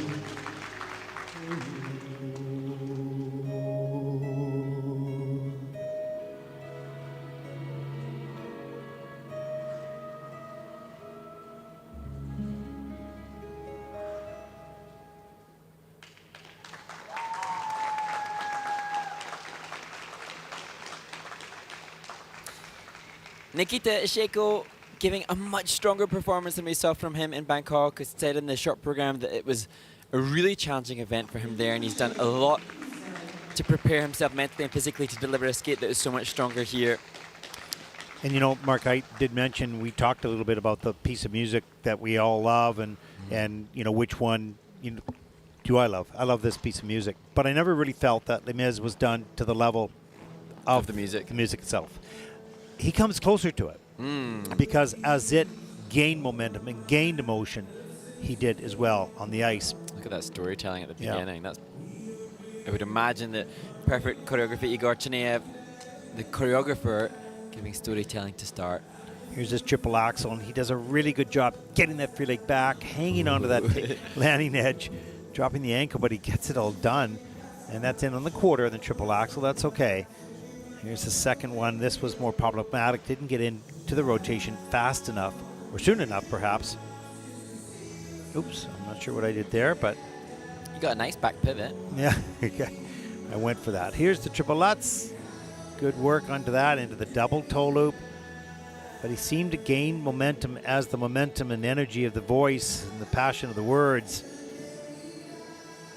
And you know, the passion that Nikita skates with will be rewarded by the judges on the presentation. But also, he's got a fan from Japan who travels around to support him. So Wow. that's interesting then to see that, you know, the skaters that do emote and do perform with integrity of passion, it does ignite an interest in the fandom as well.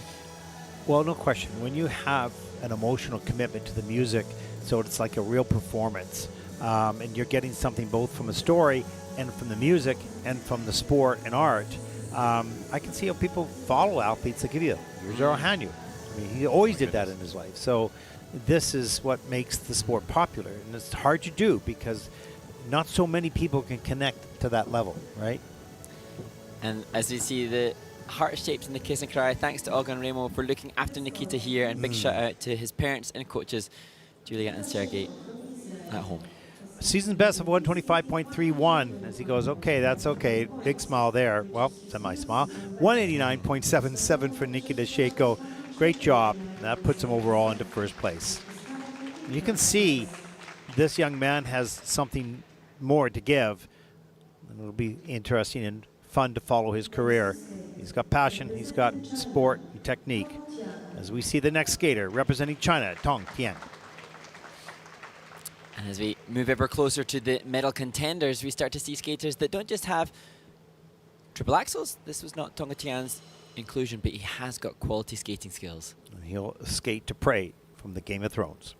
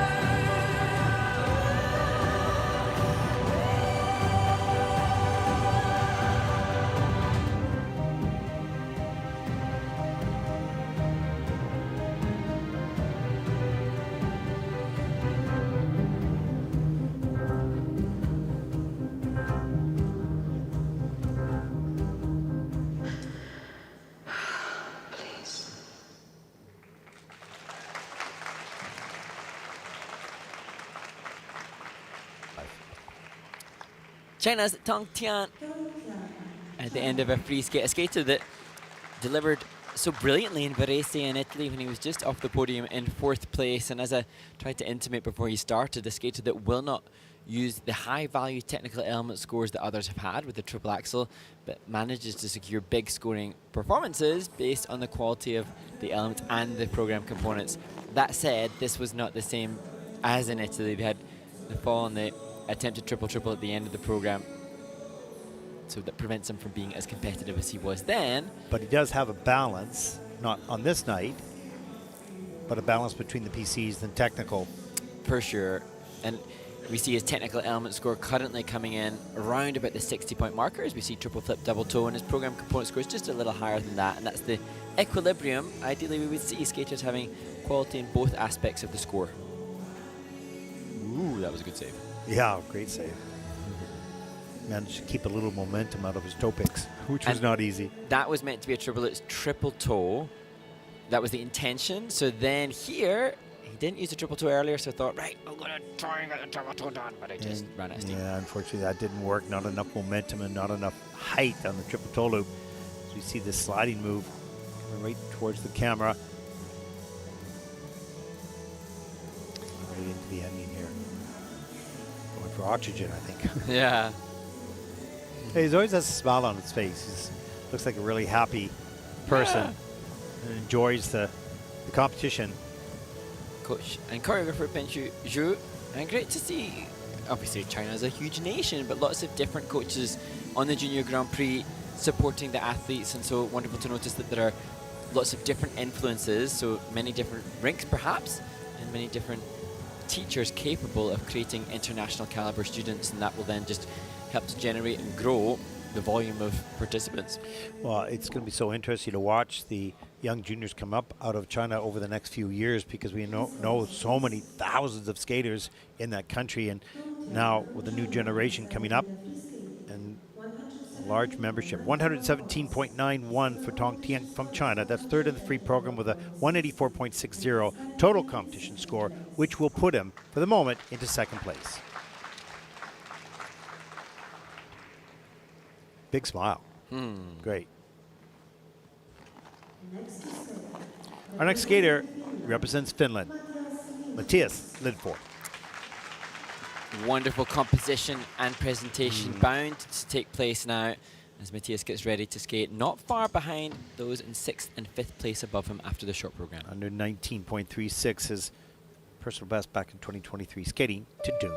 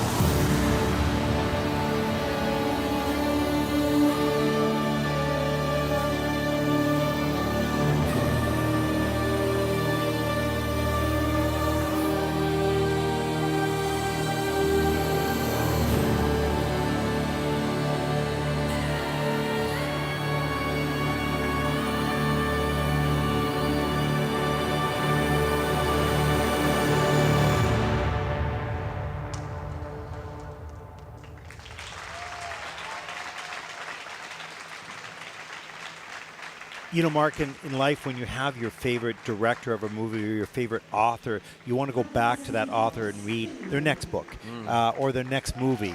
You know, and I find that with Matias. I want to see his next program because regardless of the sport part, you know, the points and his placement and all that, he's so interesting to watch, so enjoyable and innovative. I always want to see what he'll bring to the ice.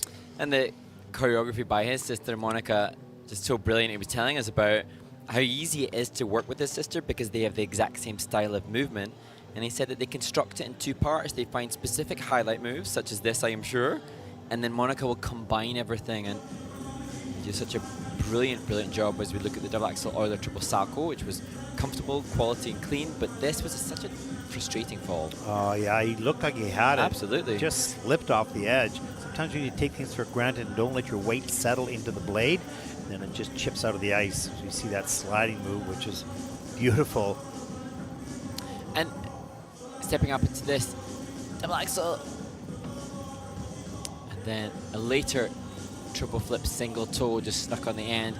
I don't think it's, as we see triple flips double toe here, I don't think it's any secret that I am a huge fan of Matias and his sister's work, Monica. The judges, though, when it comes to inputting the presentation, mistakes can impact, understandably. Oh, for sure. I actually think this didn't maybe read quite as well as last week, but I'm undoubtedly excited to see the next performance by Matias because I think it's just fantastic.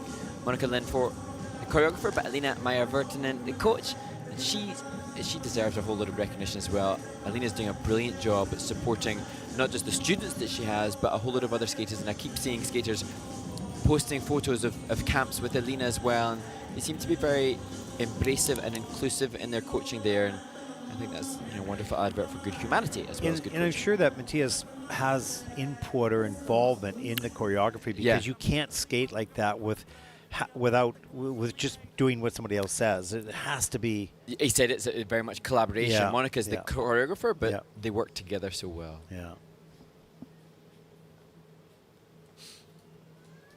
And it's interesting, I think you're pointing out, Ted, his performance last week. This might be a higher score, maybe from a presentation point, it didn't read quite as well, but he's happy. Season best 124.55. That's second in the free program with a little fist pump with a 192.55. Total competition score. He takes the lead with 6 skaters to come. Nice job. Again, another skater that you will want to watch, want to follow for sure. his career,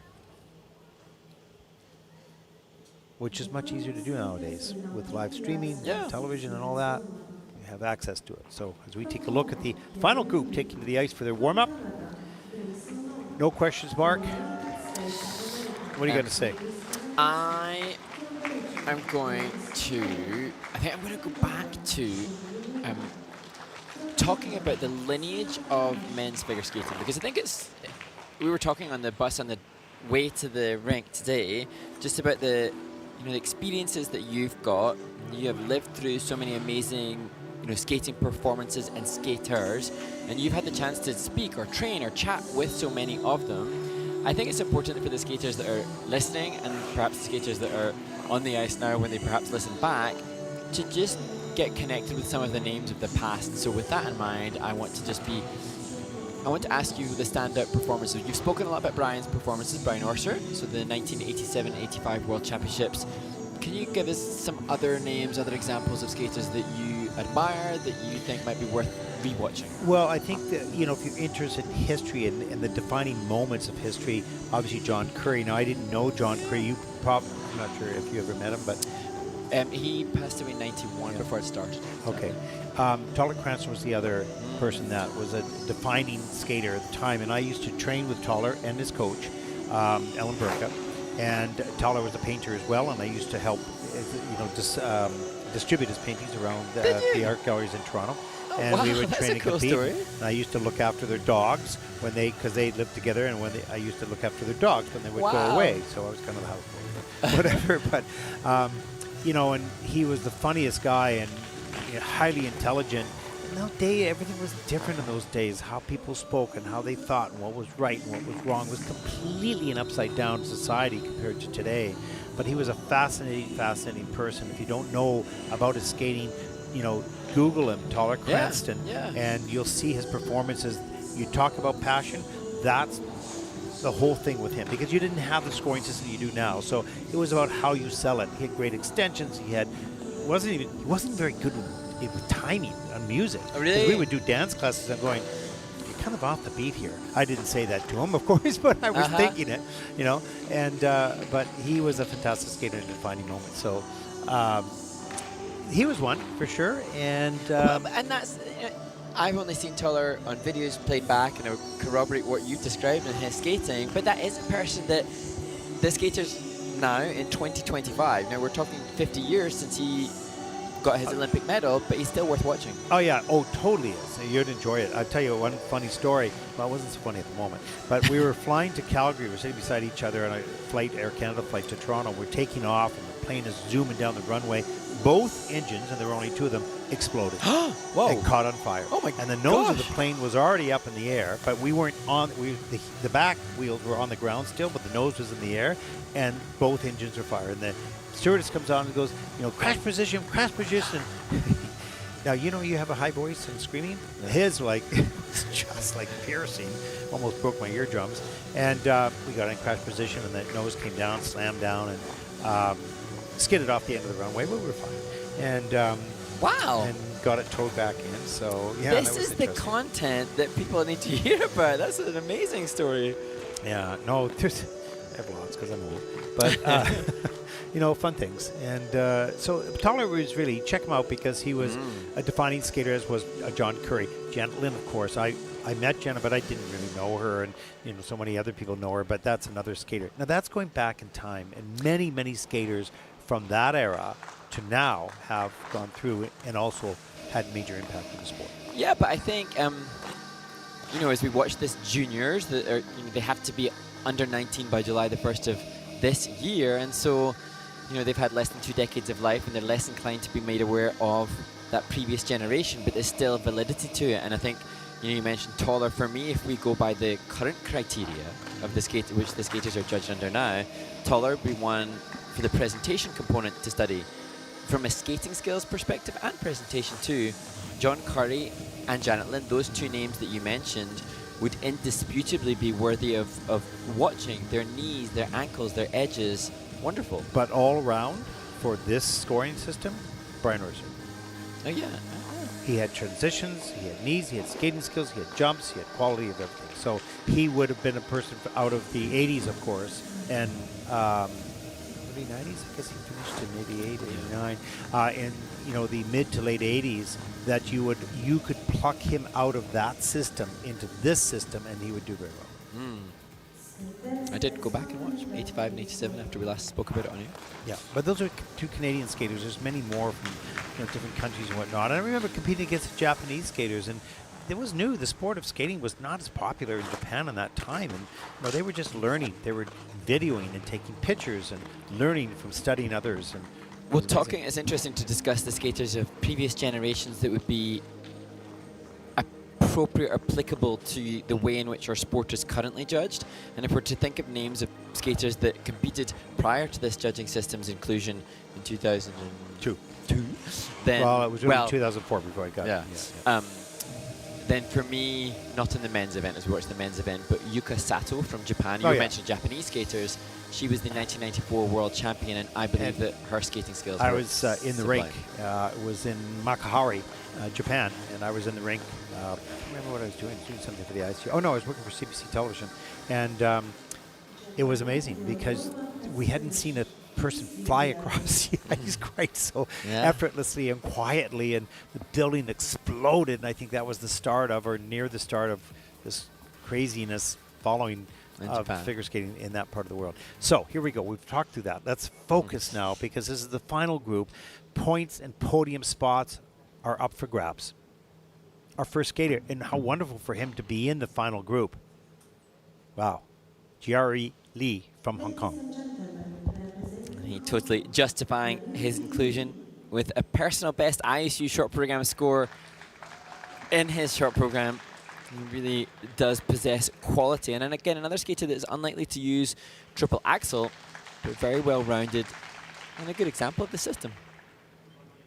Well, this young man, 113.46 season's best, and he will skate to the music, simply titled Dream.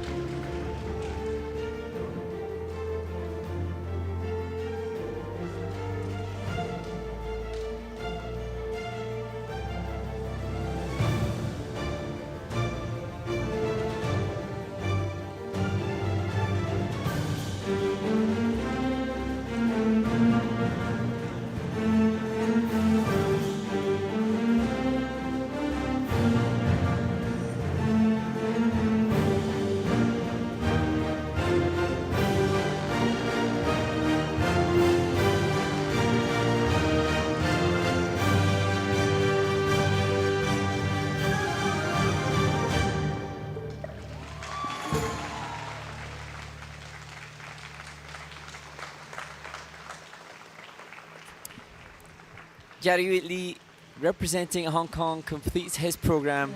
I remember being humoured by the novelty of that dynamic finish on the music and then the drop down into the glide, and it takes you by surprise as he just weighs up what just happened. 12th in Varese, but he was 17th at his Seoul Junior Grand Prix participation last year in Wuxi, China, and now coming into the free skate in 6th place. However, pressure has been applied from some very solid performances that have gone before him. Yeah, he always impresses me because you sort of, in some ways, I don't want to say don't notice him on practice session, but you notice him, but, you know, not like the major standout. Then when he comes out in the ice, he's got great posture, he's powerful, and he's very efficient. Even though sometimes the jumps are just get done, he's efficient. We see the triple lutz here, great height and speed into and through the air, then into the triple toe loop. Let's see, that's clean. Actually, there was nothing under review there. No. And the triple loop. lifts really straight up in the air all the way around. So nice jump technique. He's patient. Even with that, he did the 3-turn, went into the double toe loop, keeps the combo together, but with a minus GOE. And good way to battle back to do the counter turn after the landing of that last jump, as we see the triplets. This was the mistake here, just end up being a waltz jump. Yeah. Instead of 2 double axels, managed to come back, go to deliver the second of the intended double axels. And those combinations, the 3 jump sequences, they're so valuable in points. A lot of the skaters able to really exploit that to amass a big score in that one element. And Jariwili, for me, the word that I hear you say often, Ted, would be tidy. I think a really clean, compact, well-trained skater. Yes, I agree. Tidy. Tidy. Oh, and he's the first to refuse the camel, but you know what? He's probably got a camel from the short program. So I just saw him wave away the camel cuddly toy. Oh, wow. But maybe he's just not got space in his luggage. Yeah. Or maybe he's like, you know what? I've got one already from the short program. I don't need another camel. Okay, stop the camel story. Let's Yeah, go. okay, maybe. Oh, where is the camel? There's meant to be a camel here, though, isn't there, outside? I know. Yeah, there was talk of it, but I don't know if it's. We're doing this. I don't know. We digress. We digress. Let's take a look at the scores. Needs 124.31 to lead. And he has a 124.38. That is third, but it is a season's best. It's third in the free program with a total competition score of 192.63 as he takes the lead. By 7 Not a lot of reaction. Okay, drop ahead. I'm not sure. Is that a good thing? The name is at the top of the list there, but it's ever so close. Best result he'll have ever had at Junior Grand Prix. Yeah. Top 6. Yeah, wow. Our next skater represents Canada, Grayson Long. Now, he needs a second place here, and he's down in 5th. He'll have to have a brilliant skate. He's really come along this year. And Grayson, happy to be in Abu Dhabi, happy and grateful to be in such a cool country, as he described it, but wanting to feel happy with the performance now. He'll skate the free program here to the soundtrack, Demon Slayer.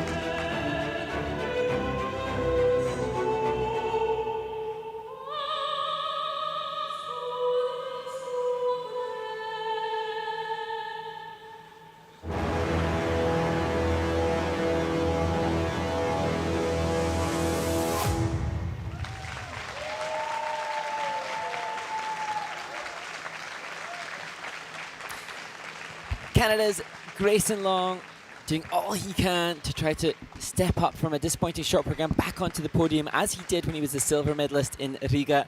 And there were some great little transitional sections from a choreography by David Wilson, and a finish that was really Powerful. Yeah, to look that back. Grayson has improved so much over the last couple of years. He grew a lot. Of course, he's working with Brian Orser, who is such a wonderful coach and finisher, really, of athletes, and how so that they can apply how they've learned to train into the competitive arena, because that's what it's all about. And so he's got the triple axel. He did 2 triple axels here yet, turned out of the last one. Beautiful opening triple axel, triple toe loop. But he also has performance. He's kind of a cool character. He's very self-confident, but he's very kind as well. So even though you don't see that in his performance, he's got something unique to him. And Grayson was explaining that he performed in the Evening with Champions show in Boston last month for cancer research. As we see the triple axel, triple toe.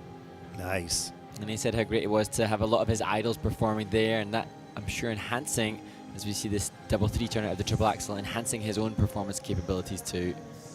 Yeah, working really hard to keep that free leg off the ice. He's smart too. Smart even in the moment, that triple loop. He doesn't have a huge amount of air, but he's very efficient with when he takes off and what he does in the air before he lands. So that's good, except for this was a missed pick. He pounded the pick a little bit too early. The timing of the pick and the jump was a little bit off, so it ends up to be a single. And then this, he gets a little twizzle kind of out of the landing, but right up in the double axel. And to me, the 2 double axels following that triple loops, the way in which he maintained the free foot from touching the ice shows his intelligence, because had that foot touched the ice, the GOE would have been reduced further. Yeah, exactly. And there's the second triple Lutz a little bit later in the program. He was more patient. He got the timing of the pick and the jump at the same time. So a split jump at the end. Yeah, really nice skater. A huge amount of improvement in this young man. And we will see him for years to come. He's just 17. I just love, like, look at Brian back of shot. I know I've talked about it before, but I think for me, you know, the skating geek that I am, to see a 2-time Olympic silver medalist who's coached Olympic champions, he just looks so invested. I love that finish. Oh, he's completely invested. I think it's one of the, you know, addictions a skater has, you know, to competing yourself. And then Brian never planned to coach. It wasn't something that he had in his future, because he was in the show for a long time, right? And then he came and started to coach, and David Wilson said, "Hey, can you come and choreograph something?" And he kind of fell in love to it. You know who his first student was? Yuna Kim. There you go. But you can see that the love for the competitor. Yeah. 135.95. That is first in the free program. Grayson's going, okay, that's not too bad, with a total competition score of 205.77. As he takes the lead, Brian goes, not bad, not too bad. This young man's well on his way. Much more to come, I believe, in him.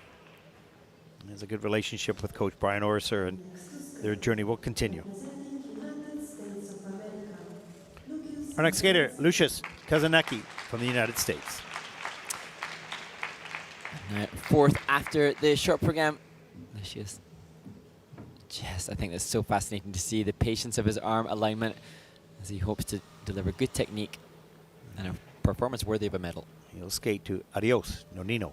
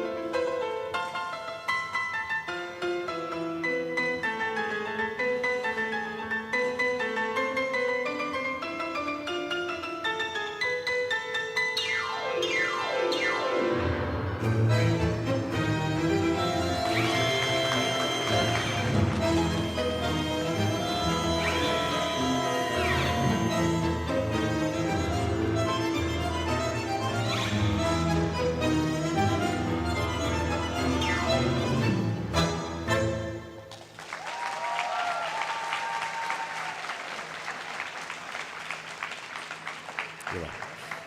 Well, Lucius Kazanecki from the United States of America managed a bronze medal in his first Junior Grand Prix this year in Ankara, and that was with 2 falls in that free skate. This, a performance minus any falls and with 2 quadruple jumps, so an amazing technical element score. And I think his tech score currently 15 points higher than the leader, Grayson Long. So he has absolutely delivered, and it gives context, I suppose, because Lucius will train in an arena with the likes of Ilya Malinin, so therefore he's exposed to multiple quadruple jump run-throughs in his environment. So for him, he has a different perspective perhaps for what's necessary as Tatiana greets him off the ice.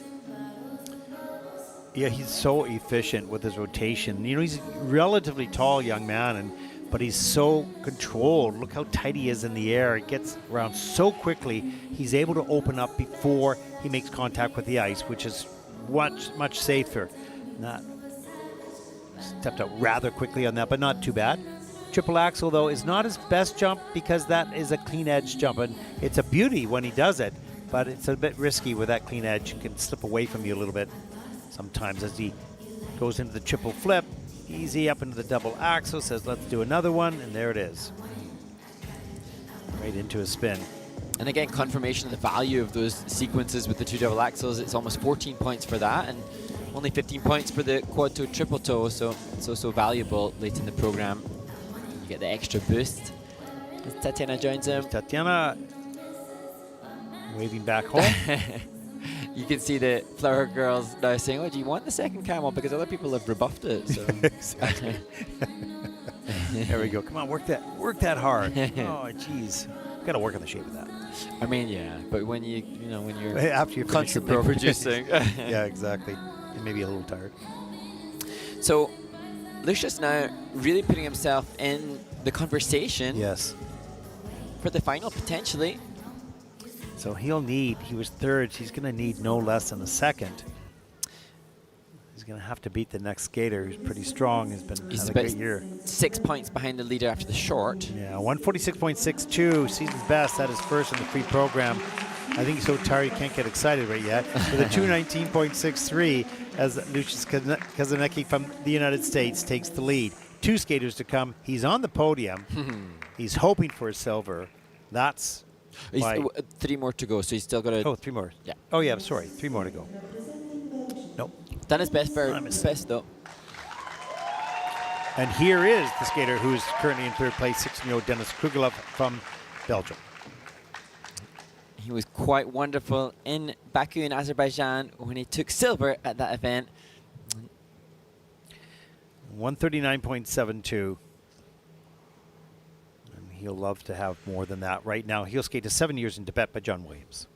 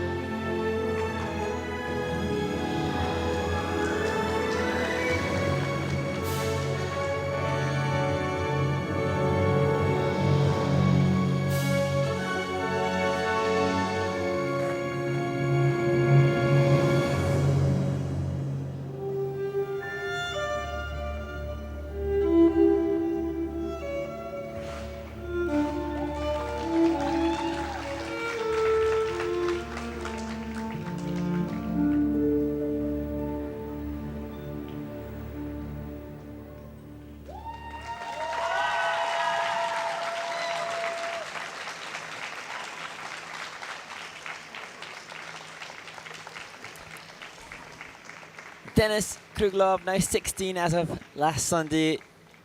I'm just trying to tabulate now for Denis mentally, considering how this will stack up against Lucius Kazanecki. Denis has a 2.3 point margin above Lucius, but Lucius had those wonderful 2 strong, solid quadruple jumps. In the short program, Denis had higher program component scores, and I would say that the same applies in this free skate, but will the value of the quad jumps be Higher than. Yeah, it's going to be a tight Very result close. here. Wonderful performance. You just don't doubt this young man when he goes to jump. You don't fear it. I mean, something weird would have to happen for him to make a big mistake. Like He was- crashing into barrier? Yeah, that well, could have he was happened. gonna- he was thinking triple toe loop, but he thought better than that. He was just too close. That would have been a disaster. But solid technique. And he knew that he had to go make it like a shopping list. Get your points on each one of those elements. Make sure you don't give anything away. And as we look, this lovely transition into the Yeah. final triple salchow. Big jump.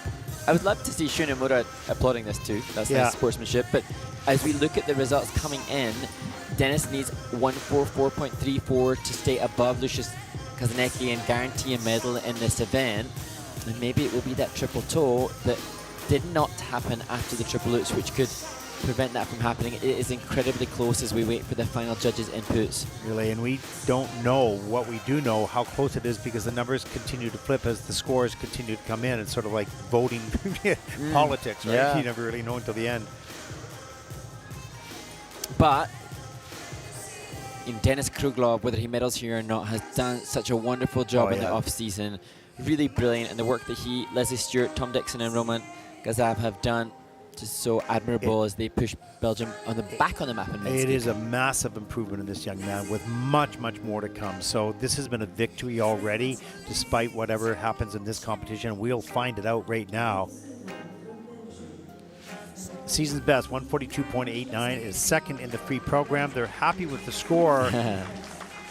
But let's see the total competition score of 218.19. That is second. But the nice thing is that they're happy with the score, They despite losing potentially the medal with 2 to come. Yeah.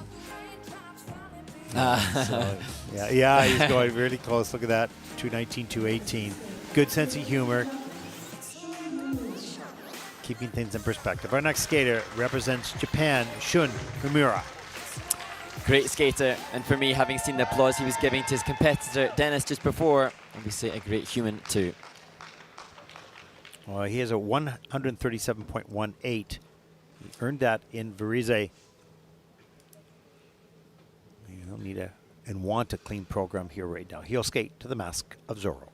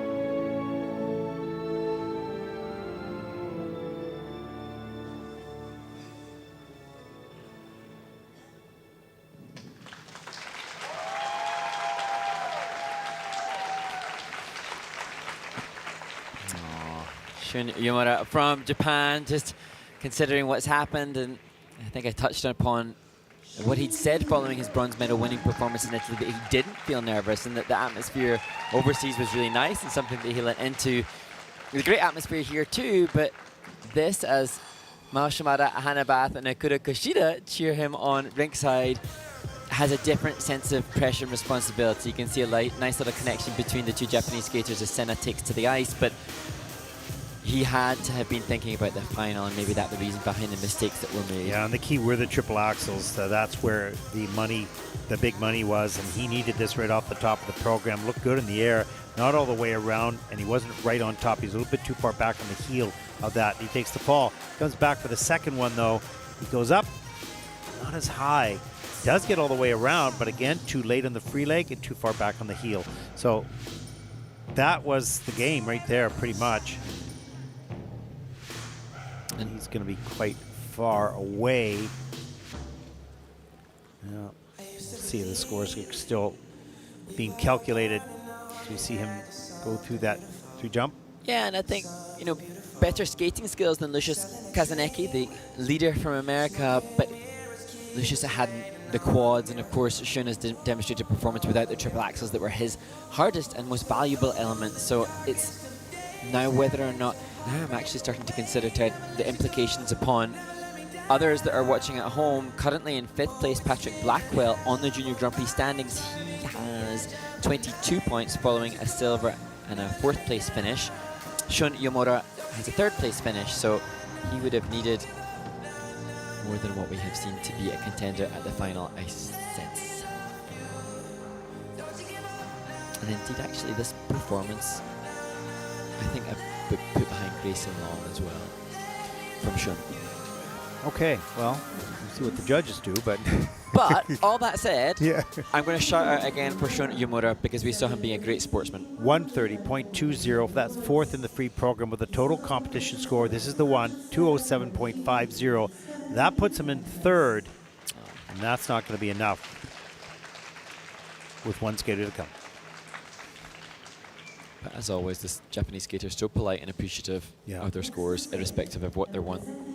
Classy, classy people, as we see the preparation for the final skater from Japan, first after the short, 15 years old, Sena Takahashi.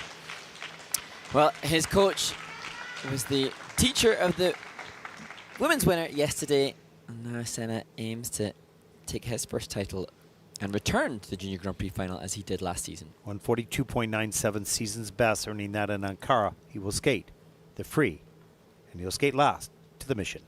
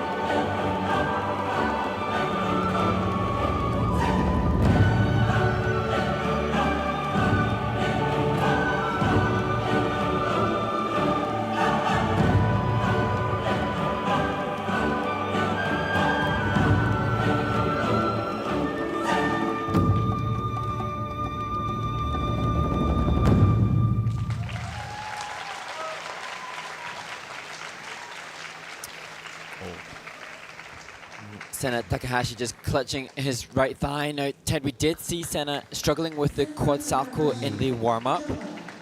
Maybe that belies some of the mistakes that were made. He struggling through the performance, but now we see the... I was predicting with Mal Shimada here that the coach of the men's and women's event would be like last week. Last week, Hyung Kyung Choi was the winner of both the men's and the women's event, but I think Sena Takahashi has left too much for him to be competitive. And now all the implications for the final are right down to this last skater. And now I understand why Mia was right in his face before he left the boards, because she was trying to encourage him and get him fired up to do this, because, you know, he was hurting. You can tell. I mean, that just did not happen only in the program. That thigh was not, and some weird mistakes like you never see him do, but he starts out with, he looked like he was going for the Salchow, comes around, does another Mohawk into the Salchow, into the triple Salchow. They didn't ding him for that, so that was fine. And here's the triple Lutz. That looked nice, but a little stiff on the landing, so you have to wonder exactly. Here's the triple axel, but he's so quick into rotation. He makes that work up into the double toe. And again, the second attempt, but that pops open, and he's lucky he did not trip and fall there. And then it broke the program, though. I was just going to say the exact same thing, Ted. Triple flip, 2 double axels, lots of ice coverage here.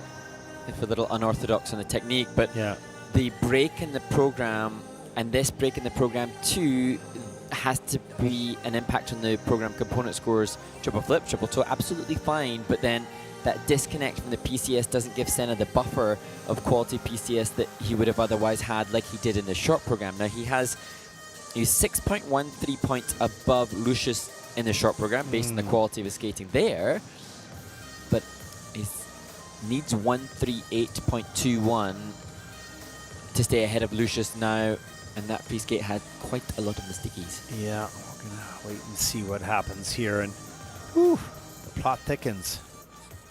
The final chapter is being written right now in the numbers that you will see on the screen. The score, 135.29. That is fourth in the free program as he puts his hand against his chin with a 216.72. That is third overall. Okay. What does that do to the standings, Mark? Well, he now will have 24 points. Lucius Kazanecki now has 26 points, so he is through. But now Dennis Krouglov, he has 26 as well. So Lucius, and now, I think now we have Ryo Nakata, Minkyuso, Habanchue, Taiga Nishino, and Lucius and Dennis. I think that's now our 6, but don't quote me 100%. Yeah, you have to check that out on the site as we take a look at the rest of the standings. Wow, that was really exciting. and you could tell it was a little bit tight, a little bit nervous. It was exciting. And I suppose for the Japanese skaters, the finals in Japan, there was added pressure on them, or added excitement for them to try to make that final. Absolutely. Well, that was really exciting. Came down to the wire. We'll find out. We'll get the official final 6 up in a few moments, but we're going to take a break because up next will be the free dance, the final event in the Junior Grand Prix Series 2025-2026, and we'll be back. Well, what videos do we have to play? Have you done your work here? No, it's the break. We don't do videos. That's a good point. So I have not done my work. Okay, here we go. We're going to take a break. We'll be back with the free dance. We'll hope you join us.